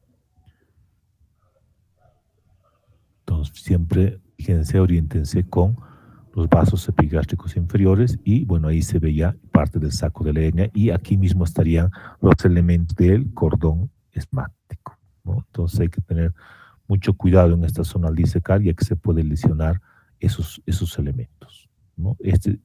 Fíjense, el oficio de la hernia, perdón, y ahí se ve parte del saco.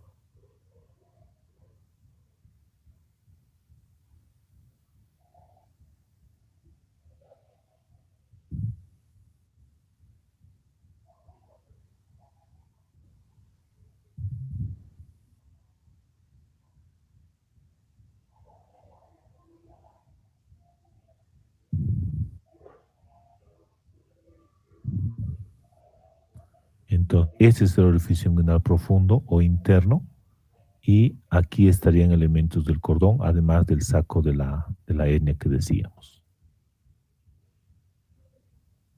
Entonces es importante no lesionar esos elementos.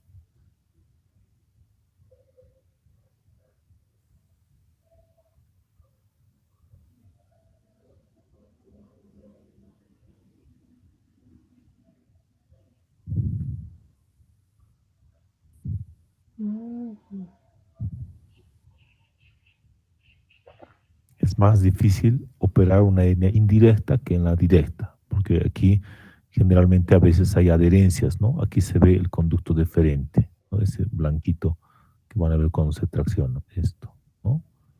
Entonces hay que tener mucho cuidado. Y más aquí adentro está la arteria ilíaca externa, ¿no? Aquí está el conducto deferente. Esto que están viendo en blanco es el conducto deferente. Y aquí se ve un vaso, esa es la arteria espermática, y entre los dos forman un triángulo. Y dentro de este triángulo está la arteria ilíaca externa más profundamente, ¿no? Ese es el triángulo de la muerte que se llama, ¿ya? Y lo que se está haciendo ahora es separar el saco de estos que son los elementos del cordón espermático.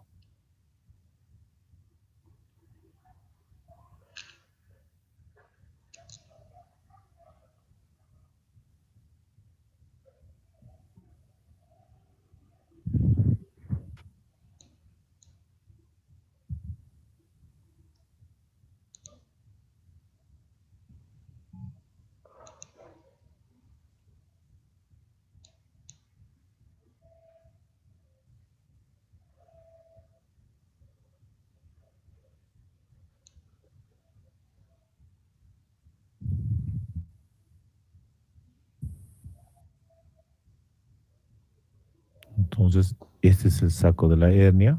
Todavía hay peritoneo, fíjense que está adherido. Aquí se ve esto, no sé si logran ver esto. Esta es la vena ilíaca externa.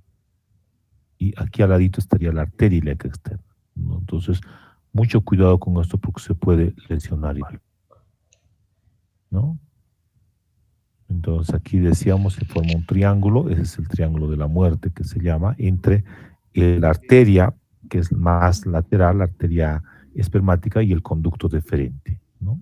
Entonces forma entre ellos un triángulo y adentro está la arteria ilíaca externa, ¿no? Ustedes ven, la vena está un poco más hacia la parte medial. Es el triángulo famoso de la muerte que decíamos.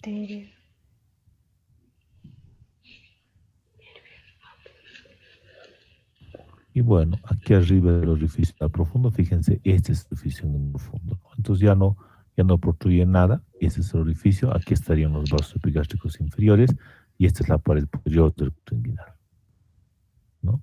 Está dilatado este orificio, fíjense que el anillo es así, es grande, ¿no? Por eso protruye por ahí una hernia.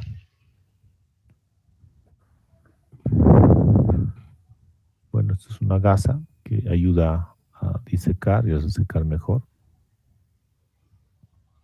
a ver también mejor esta zona para identificar el pubis. Esto actúa como si fuera una torunda y por aquí estaría el pubis, ¿no? El pubis, perdón, el ligamento de Cooper que viene del pubis hacia la tuberosidad isquiática, ¿no? Hay un ligamento que se conoce como el ligamento de Cooper y ahí generalmente es donde se van a fijar las mallas.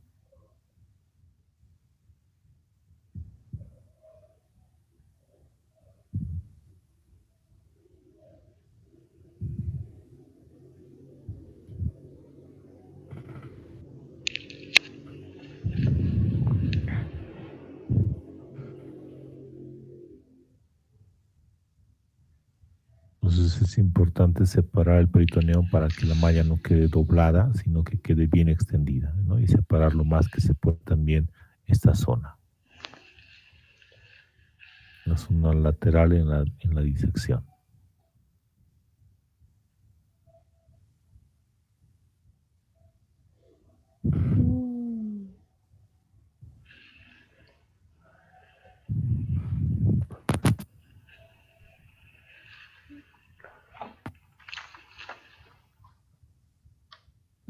Esta es una malla, fíjense, tiene una marca, esa marca va al ligamento de Cooper.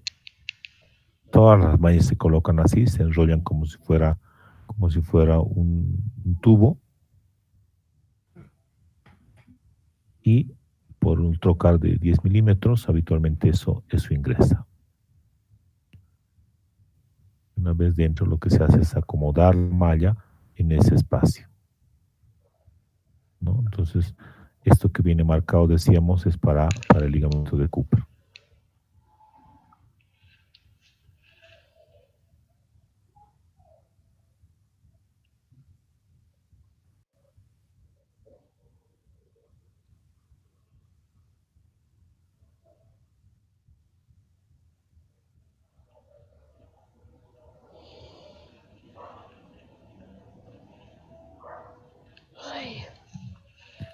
Hay varias formas de fijar esto al ligamento de Cooper. Puede ser con puto, puede ser con histoacril, que es un pegamento que se utiliza para poner en la piel también, para hacer sutura en piel.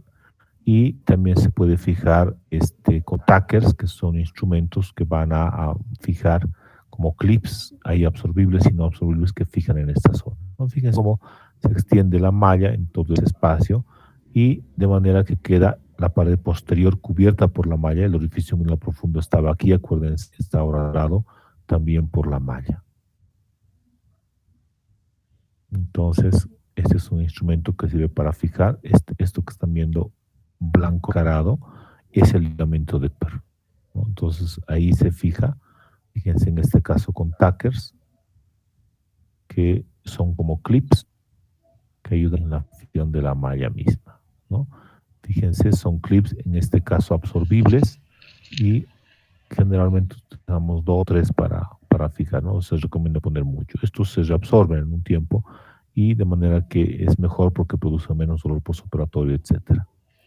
Después que queda la malla así bien extendida y fijada, lo siguiente que se hace es suturar, porque acuérdense, esta es una malla de polipropileno y no debe estar en contacto con el intestino, no debe estar separada del intestino. Por lo tanto, pues sí, para separarla hay que volver a unir este peritoneo parietal que se ha cortado, ¿no? Este es un hilo que es una sutura barbada, viene con el nombre de Vloc, y la ventaja de este hilo es que, bueno, es específicamente para la hernia, tiene cortado el tamaño específico para ella. Fíjense que en la parte distal tiene un orificio, perdón, algunos un orificio y en este caso un tapón que hace que no recorra el hilo, ¿no? Y lo decíamos, la ventaja de este hilo es que en su superficie tiene como escamas, de manera que esas escamas hacen que uno estire el hilo y no vuelva, no se suelte. Entonces no necesitaría ni siquiera hacer nudos cuando llega al extremo distal, solamente estirando, como el hilo tiene como escamitas en toda la superficie del hilo mismo, esto hace que no retroceda, ¿no? Entonces, fíjense, estira y ya no vuelve, ¿no? Se queda fijo. Fíjense, estos son las escamitas. Si utilizáramos otro hilo como el Vicry o el Prolene, que también se puede utilizar para cerrar, cuando se estira, cuando se ala, se suelta, recupera la memoria y esto se puede abrir en orificios igual, ¿no? Entonces la ventaja de este hilo es esa, que es buenísimo para ese tipo de cirugías, ¿no? No es muy fácil hacer esta cirugía porque, si ustedes se dan cuenta, se está suturando más bien la pared superior, la pared anterior, que sería superior cuando el paciente está en decúbito dorsal. Es como si estuvieran ustedes suturando el techo. Normalmente estamos acostumbrados a suturar abajo el piso o la base, ¿no es cierto? Somos más habilosos en eso, pero suturar hacia arriba no es tan fácil. Ya con un poco de práctica es posible hacerlo.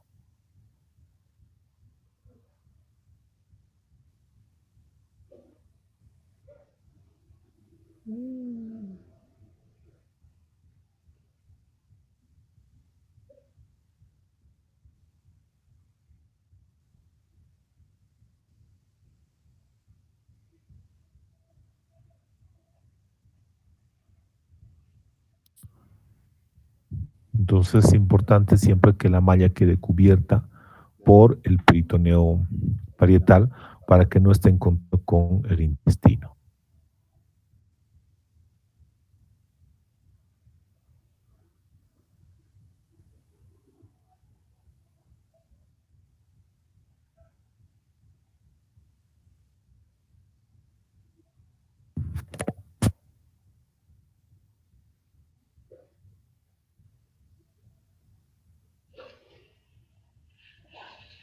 Entonces no se necesita hacer un nudo cuando se llega al extremo, volver a un visto y cortar, ¿no? Entonces este hilo no retrocede, no suelta la tensión y asegura que hay una cicatrización mejor, ¿no?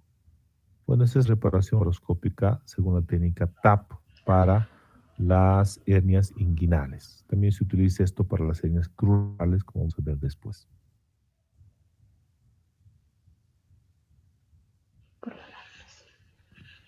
esta es la técnica TEP en la que habíamos dicho no se ingresa dentro de la cavidad peritoneal misma, sino que solamente se ingresa hasta el espacio preperitoneal. Entonces, se coloca un puerto de 10 milímetros, generalmente a nivel del ombligo, y se abre como para cualquier cirugía laparoscópica, piel, tejido celular subcutáneo, hasta cortar la aponeosis anterior del músculo recto anterior del abdomen, fíjense que está cortada, y cortar la fascia transversales. Una vez que se ha hecho eso, se coloca este que es especial,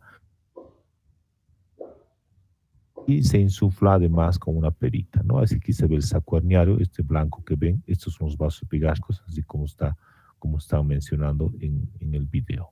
Y bueno, el pubis estaría aquí, y este es el ligamento de Cooper que veíamos hace un momento. Entonces, tiene un balón de, digamos, este trocar,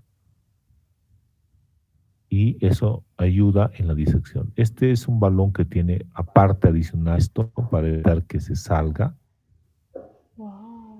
Y lo que se hace es insuflar esa zona con CO2.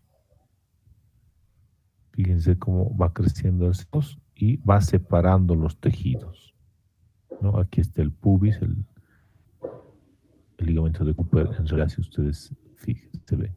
Y bueno, se coloca además 2 puertos adicionales en la línea media, uno entre equidistantes ambos entre el pubis y el ombligo mismo. Entonces, básicamente es lo mismo. Lo que hay que hacer es separar el saco herniario, liberar de los elementos del cordón hermático, reducir el saco hasta la cavidad misma y luego colocar una malla en todo ese espacio, ¿no? Es un poco más, no difícil, sino de más difícil ubicación en relación a la técnica TAP, porque en la técnica TAP estamos a visión directa, vemos los elementos. En este caso estamos generalmente guiándonos con algunas estructuras como el pubis, los vasos epigástricos, etcétera, ¿no? Ese es el saco de la hernia que está reduciendo. Se dice que operar TAP es como si ustedes fueran pilotos y lograran volar de día. Vemos todas las estructuras mejor. Y operar TEP, una técnica como si volaran de noche, ¿no es cierto? Guiándonos solamente por algunos puntos de referencia, que no es la visión que uno tiene cuando opera en TAP.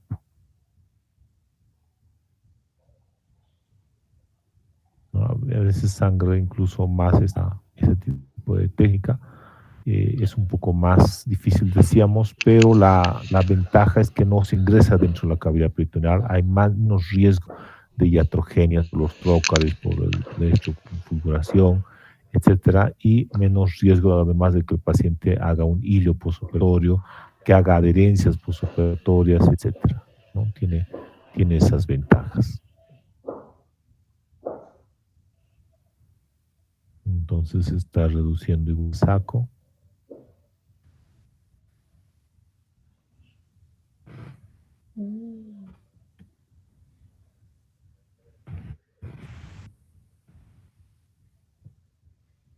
Igual aquí estaríamos viendo el orificio anal profundo o interno.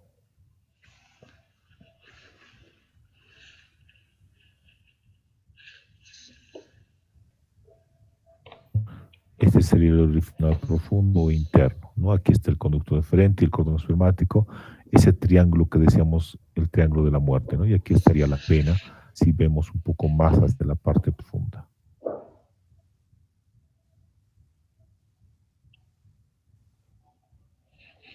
Y bueno, lo siguiente es colocar una malla. Estas mallas ya vienen algunas preformadas, otras se pueden utilizar la misma malla de polipropileno. En este técnica antiguamente se ponían puntos en el Cooper, después se fijaba con histoacril, etcétera, y hoy en día la mayoría tiene tendencia a no fijar nada, simplemente extender la malla, y por la presión negativa que hay a este nivel, la malla fija y no se movería, ¿no? Entonces, lo importante es extender bien la malla, sobre todo en esta zona que es el pubis y el ligamento de Cooper, y que vaya a cubrir el orificio inguinal profundo que está aquí y la pared posterior que está aquí, ¿no? Eso es importante. Entonces, aquí está el orificio inguinal profundo o interno, fíjense cómo está cubierto por la malla, y aquí está la pared posterior del conducto, aquí estarían los vasos epigástricos inferiores, ¿no? Entonces, esta malla está cubriendo todo. Además, aquí está el ligamento de Cooper que decíamos hace un momento, aquí estaría la vena ilíaca externa, y el ligamento inguinal estaría aquí arriba, y este sería el orificio crural o femoral. Fíjense que con la técnica también cerramos el orificio crural o femoral, lo mismo que con la técnica TAP. Entonces decíamos que no se fija, pero hay tendencia algunos todavía de fijar, como en este caso. Esto es el histoacril, es lo que conoce comúnmente como la gotita. Fíjense que este es un pegamento orgánico que lo que hace es fijar la malla y tiene un secado instantáneo, ¿no es cierto? De hecho, a veces cuando se demora mucho en la colocación de este pegamento, se seca ya en el trayecto mismo del catéter. Es una desventaja de este medicamento, el histoacril. Y bueno, la grasa y el saco siempre deben quedarse por fuera de la malla, no por dentro. Y después, fíjense, se retira el CO2 y se ve cómo se acomoda mejor la malla y no hay problemas en que haya doblados ni nada de eso. Entonces, esa técnica TEP para la reparación. Ahora vamos a ver la hernia crural o femoral, ¿no? Hemos visto hasta aquí el inguinal, que en realidad es muy parecida la fisiopatología a la hernia crural. Es importante reconocer ese espacio crural y ese espacio está ubicado, fíjense, debajo del ligamento inguinal. Para recordar un poco lo que vimos hace un momento, aquí estaría la espina iliaca anterosuperior, este es el pubis, ¿no es cierto? Aquí estaría un segmento y el otro, la sínfisis del pubis estaría aquí, ligamento inguinal sería esto, aquí estaría el orificio inguinal superficial y aquí arriba estaría el conducto inguinal, ¿ve? Aquí estaría el orificio inguinal profundo, esta sería la pared posterior, esta, fíjense, por dentro está la arteria y la vena ilíaca externa, de aquí darían los vasos epigástricos inferiores, ¿no es cierto? Entonces aquí arriba estaría el conducto inguinal, la pared posterior estaría aquí, esta sería la pared posterior. Acuérdense de la pared posterior, es la fascia transversalis. Si abrimos esa fascia transversalis vamos a llegar a este que es el espacio preperitoneal y más aquí abajo estaría el peritoneo mismo, ¿no es cierto? En ese espacio preperitoneal además estamos viendo en este caso la arteria y la vena ilíaca externa, ¿ya? Este orificio crural está ubicado entonces por debajo de ese ligamento inguinal, por eso es que no vemos cuando abrimos la región inguinal, cuando cortamos la pared anterior, no vemos este orificio crural porque está cubierto por la fascia transversalis que está aquí. Si cortamos esa fascia transversalis, recién vamos a ver este orificio, ¿ya? Entonces está limitado hacia arriba este orificio femoral o crural por el ligamento inguinal, después inferiormente por el ligamento de Cooper, este es el ligamento de Cooper, medialmente está limitado por la vena ilíaca externa, que cuando atraviesa este ligamento se convierte en vena femoral, si ustedes recuerdan, y medialmente está limitado por este que se llama ligamento Gimbernat o ligamento lacunar. ¿Ya? Entonces, esos son los elementos que van a delimitar este orificio que es crural o femoral.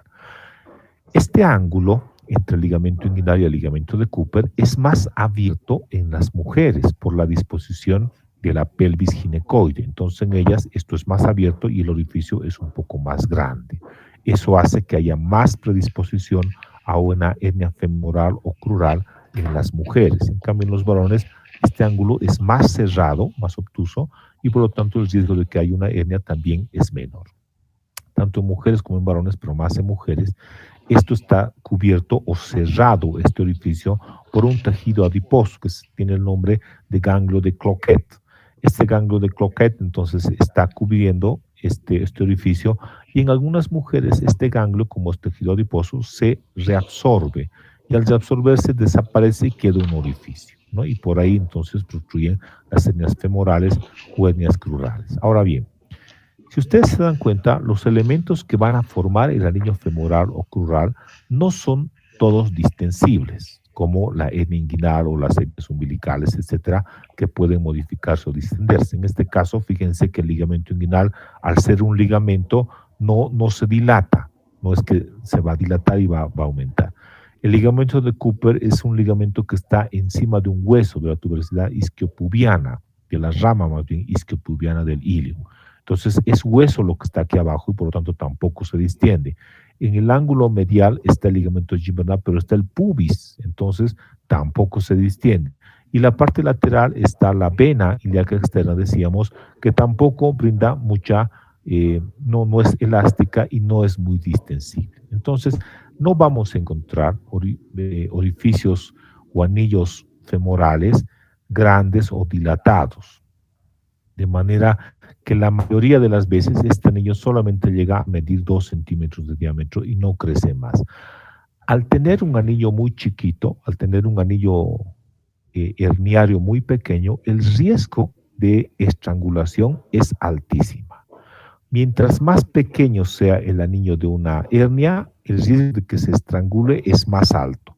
Mientras más grande es el anillo, no hay ese riesgo de que se estrangule. Ustedes pueden tener unas hernias con 15 o 20 centímetros de diámetro del anillo. En ese tamaño no hay nada que se estrangule. Sí puede haber otras complicaciones, como que hay una pérdida de derecho a domicilio, por ejemplo, pero no va a haber la complicación esa que mencionamos, que es la estrangulación, ¿no? Entonces, por eso, la hernia femoral o crural es una urgencia, ¿no? Se debe operar apenas se diagnostique en estos pacientes, ¿no? Porque no tienen mucho tiempo si no se estrangula. Y bueno, en relación al diagnóstico es básicamente mismo a través de la anamnesis, el examen físico.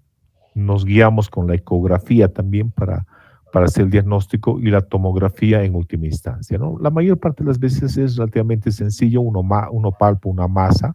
Estas hernias, la mayor parte también no son reducibles, sino son encarceradas precisamente por ese tamaño de anillo que tiene, y muchas de ellas tienen como contenido el intestino delgado en su interior, ¿no? De ahí hay que tener mucho cuidado en estas hernias, ¿no? Y bueno, el tratamiento debe ser oportuno, y dentro de las técnicas quirúrgicas hay abiertas también, pero la que más se utiliza hoy en día es la técnica laparoscópica. Y la técnica laparoscópica, fíjense que es exactamente la misma a la de la hernia inguinal laparoscópica. Ya es exactamente igual. Entonces ingresamos con los trócares hasta la cavidad peritoneal.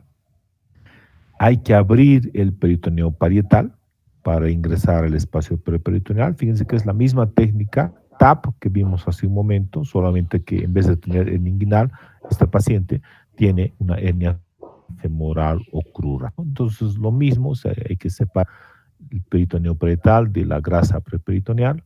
Esta es la grasa preperitoneal. Hay algunos vasitos que sangran, pero también hacen hemostasia solos, no tienen generalmente complicaciones, salvo que se lesione la arteria o los vasos epigástricos inferiores. Ahí sí el sangrado puede ser masivo, o la amortis, también es importante no lesionar esa zona. Y bueno, lo que hay que hacer es ir a buscar el ligamento de Cooper. Esta es la hernia. Acuérdense, la hernia está por encima de ese ligamento de Cooper y por debajo del ligamento inguinal, ¿no? Es una localización más baja. Entonces se debe reducir, en este caso, el contenido de ese epiploma mayor, fíjense, pero también puede ser intestino, el contenido de estas hernias. La mayor parte de las veces son hernias encarceradas, decíamos, y es un poco complicado poder reducir. Desde afuera generalmente se empuja para poder reducir hacia adentro.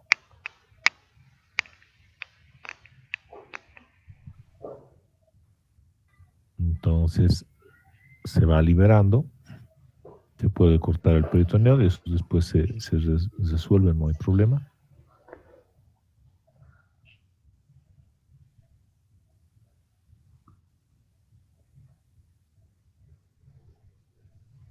Ahí está el epiploma mayor.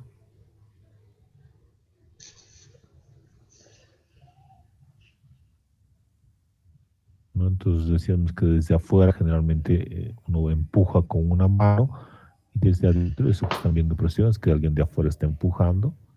Desde adentro uno va traccionando, viendo los posibles sitios en los que hay adherencias para evitar desgarrar y finalmente reducir todo el contenido.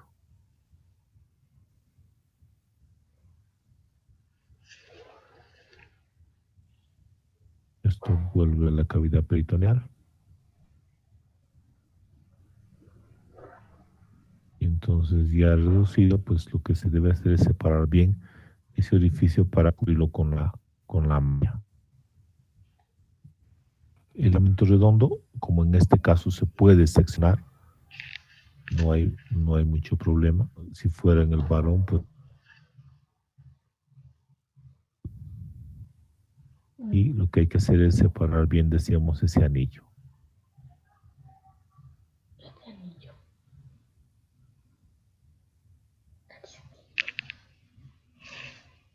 Entonces hay que separar bien porque la malla tiene que cubrir en todo ese espacio.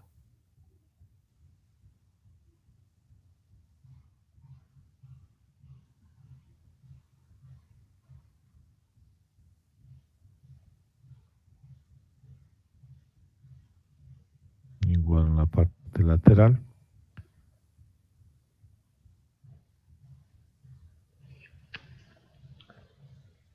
Entonces hay que disecar bien para colocar esta que es la malla. Fíjense que es la misma malla de polipropileno, ¿no? Desde la parte lateral hacia la parte medial.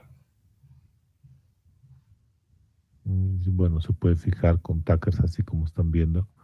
Tacas que son en este caso absorbibles.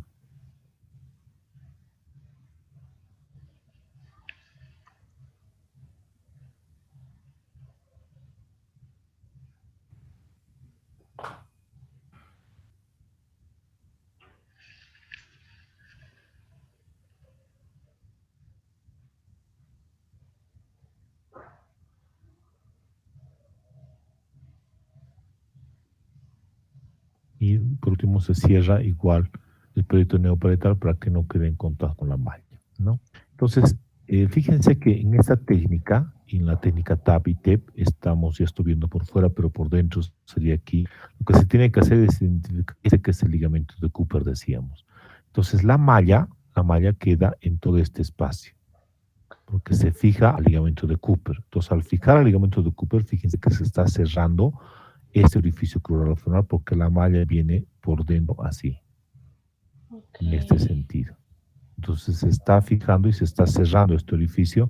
Además, esa misma técnica, decíamos, sirve para cerrar, salen por esta pared posterior y por el orificio inguinal profundo. De manera que con la técnica TAP y la técnica TEP se está cerrando tanto el crural como la pared posterior y el orificio inguinal profundo. Entonces sirve para todas ellas.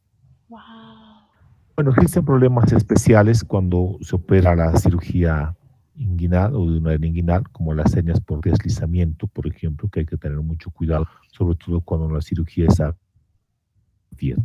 ¿Qué es una hernia por deslizamiento?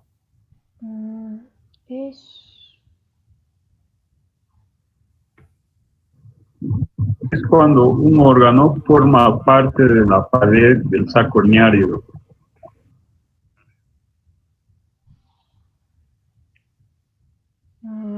Bien, entonces es cuando una de las paredes del saco está formado por una víscera, no como contenido de la hernia, sino como pared de la hernia, como el saco de la hernia. Si ustedes recuerdan, habían tres cosas para considerar una hernia: un anillo, un saco y un contenido.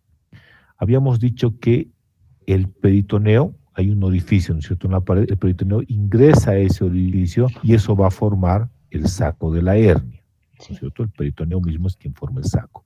Y luego el contenido, pues al ingresar, al ver un orificio y una cavidad dentro, puede ingresar intestino, pípilo mayor, etcétera, dentro.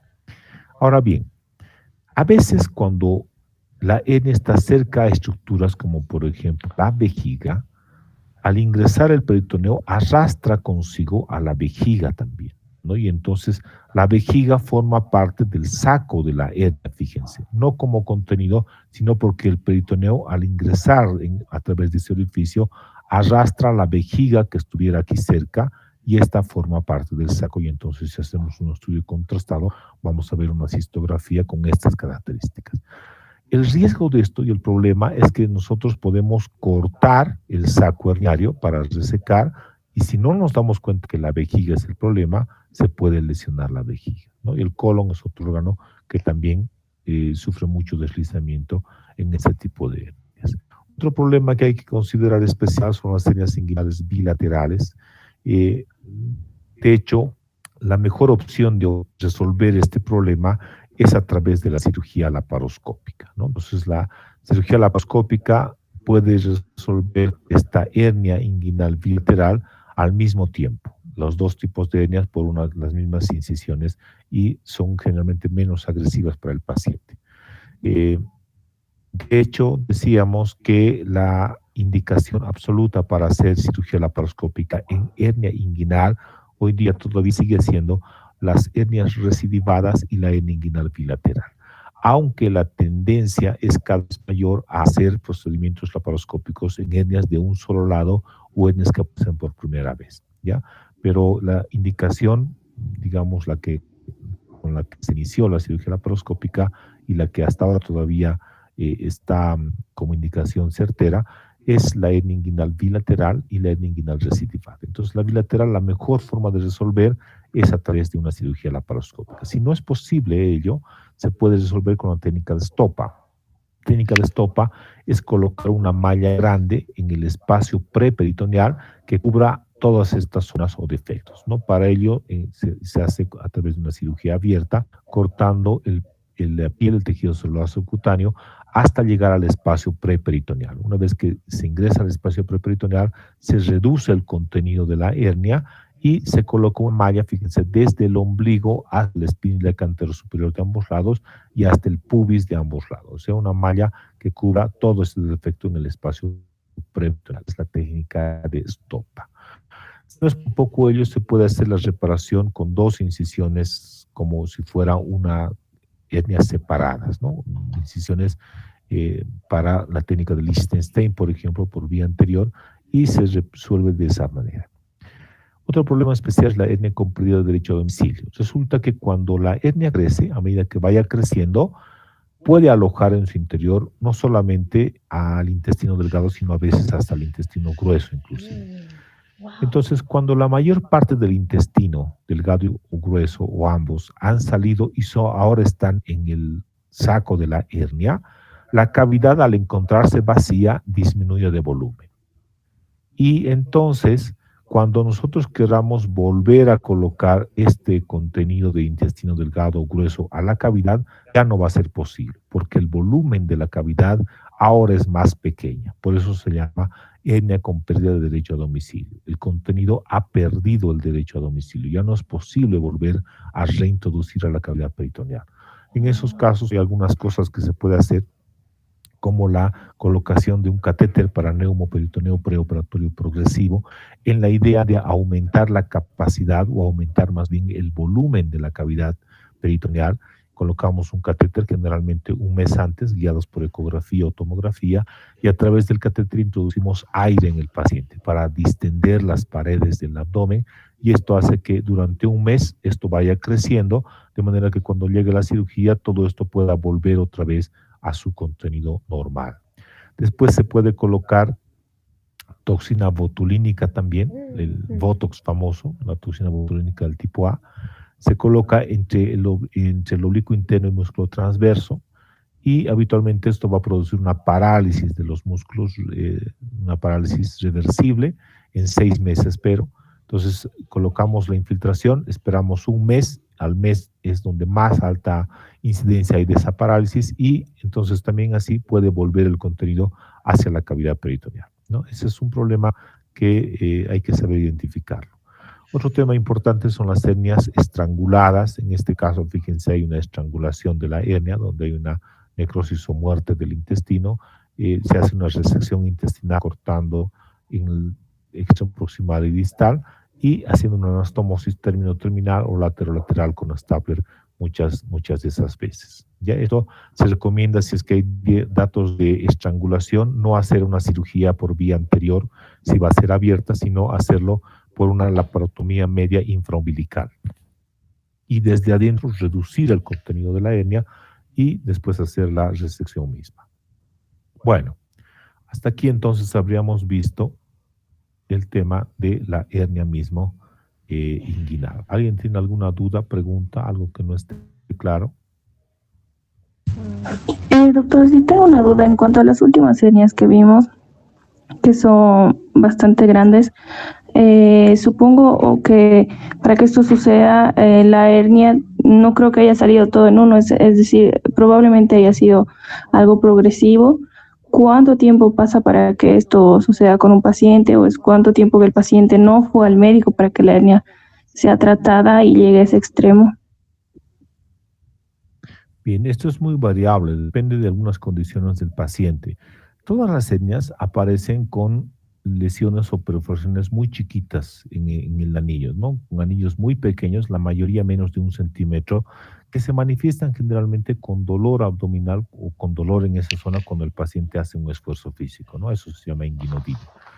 La mayoría de los pacientes no se operan en esa instancia, postergan la cirugía lo más que puedan, y si el paciente tiene una vida sedentaria, no hace esfuerzo físico, probablemente va a tardar muchos años en crecer y llegar a ese volumen. Pero si el paciente es un paciente que trabaja levantando cosas pesadas o que tiene problemas obstructivos pulmonares crónicos que aumenten todo el tiempo la presión intraabdominal, o es constipado por la enfermedad de Chagas, etcétera, o es mayor, porque acuérdense, mientras más envejece uno, los tejidos son más laxos y ya no brindan la resistencia necesaria.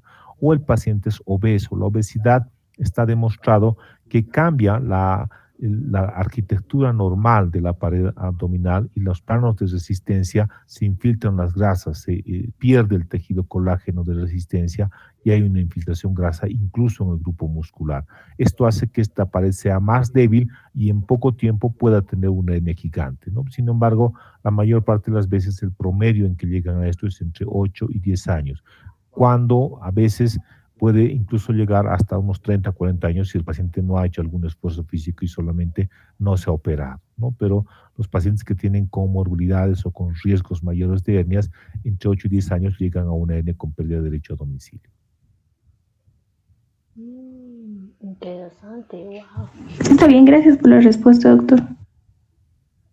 Bien, ¿alguien tiene alguna otra duda? No.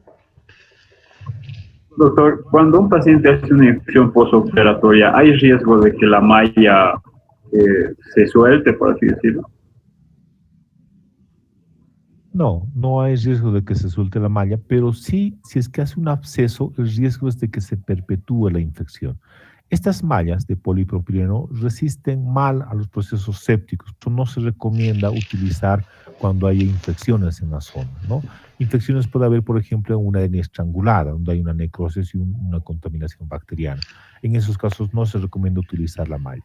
Si se operó y luego hizo un absceso de pared, a veces hay que explantar la malla, retirar la malla, porque caso contrario puede perpetuar, va a producir una celulitis y en algunos casos, sobre todo si el paciente es inmunodeprimido, puede llegar incluso a la sepsis a consecuencia de esa infección en la pared misma, ¿no? Entonces, uno tiene que ver, si ve que no mejora con las curaciones, con el VAC, el sistema VAC que se implementa, es mejor explantar o retirar la malla. Gracias. No, creo que eso sería todo. Bueno, si no hay más preguntas, entonces nos veríamos mañana. Voy a dejarles mañana tarea. Dentro de ellas va a ser que hagan un protocolo y algunos cuestionarios además. Mañana no vamos a hacer una clase así virtual por el tema de que yo tengo turno en el hospital y ya les había hablado que por motivos de bioseguridad no es posible que yo saque el celular y que esté con ustedes todo el tiempo en los días que estemos de turno, ¿no? Si no estuviéramos en la coyuntura que estamos viviendo, sería ideal porque ustedes me acompañarían al turno, haríamos grupos, entraríamos a cirugías, veríamos muchos pacientes, etcétera, ¿no? Lamentablemente nos tocó vivir un tiempo muy difícil y ni modo, tenemos que tratar de sobrellevar a ello, ¿ya? De todas maneras, nos veríamos el lunes entonces para continuar con la clase. Vamos a ver el lunes, si ustedes están de acuerdo, vamos a ver COVID, que no tiene mucho que ver con cirugía, pero pues como ustedes me habían pedido, sería interesante que veamos algunos aspectos importantes en relación a qué es, a cómo puede afectar al ser humano, cómo se puede hacer un diagnóstico clínico y además laboratorial, y cuáles son las pautas de tratamiento. Fíjense que el tratamiento todavía es muy controversial y discutido. Cada semana cambian esquemas de tratamiento, no solamente en nuestro país, sino en el mundo entero. Y lo que antes se decía que no se haga, ahora se dice que se haga, ¿no es cierto? Por ejemplo, la administración de ibuprofeno estaba proscrito, no sé si ustedes recuerdan cuando empezó el tema de COVID, se decía que los pacientes que toman ibuprofeno tienen más riesgo a complicarse y hacer neumonías graves. Pero después se ha visto que esos pacientes en una etapa necesitaban antiinflamatorios importantes y se les administraba ibuprofeno y con ello mejoraba, ¿no? Y hoy en día incluso ese medicamento forma parte del esquema de tratamiento en una fase inicial o fase temprana de este COVID mismo. ¿Ya? Yo les recomiendo que lean, es un tema muy interesante, además que estamos en una coyuntura y esperemos que no, pero probablemente en algún momento ustedes van a tener que manejar a pacientes de este tipo, ¿no? Esto porque las experiencias de otros países nos han demostrado que los estudiantes en última instancia han sido los que han estado en los hospitales, ¿no? En algunos países de Europa, Italia entre ellos, en algunas zonas cuando empezó la pandemia ponían de primera línea a los médicos más jóvenes, ¿no? Y ellos eran los que atendían a los pacientes, pero hubo una avalancha, un incremento alto de pacientes y los médicos jóvenes lamentablemente no daban abasto, muchos de ellos se contagiaban y los han rebasado. Entonces han tenido que ir los médicos que ya eran mayores, los que estaban replegados, porque se dice también que los mayores tienen más riesgo de complicaciones y muerte inclusive. Entonces han ido ellos al campo de batalla, podríamos llamarlo, los han rebasado igual por la alta incidencia de esta enfermedad y de pacientes. Entonces han tenido que ir después los médicos ya jubilados, ¿no? A ayudar en el tratamiento. Los médicos jubilados también los han rebasado y han tenido que ir finalmente los estudiantes, ¿no? Y ustedes van a ver algunas fotografías de gente muy joven llorando en los hospitales viendo cómo la gente muere. La mayoría de ellos son estudiantes de medicina.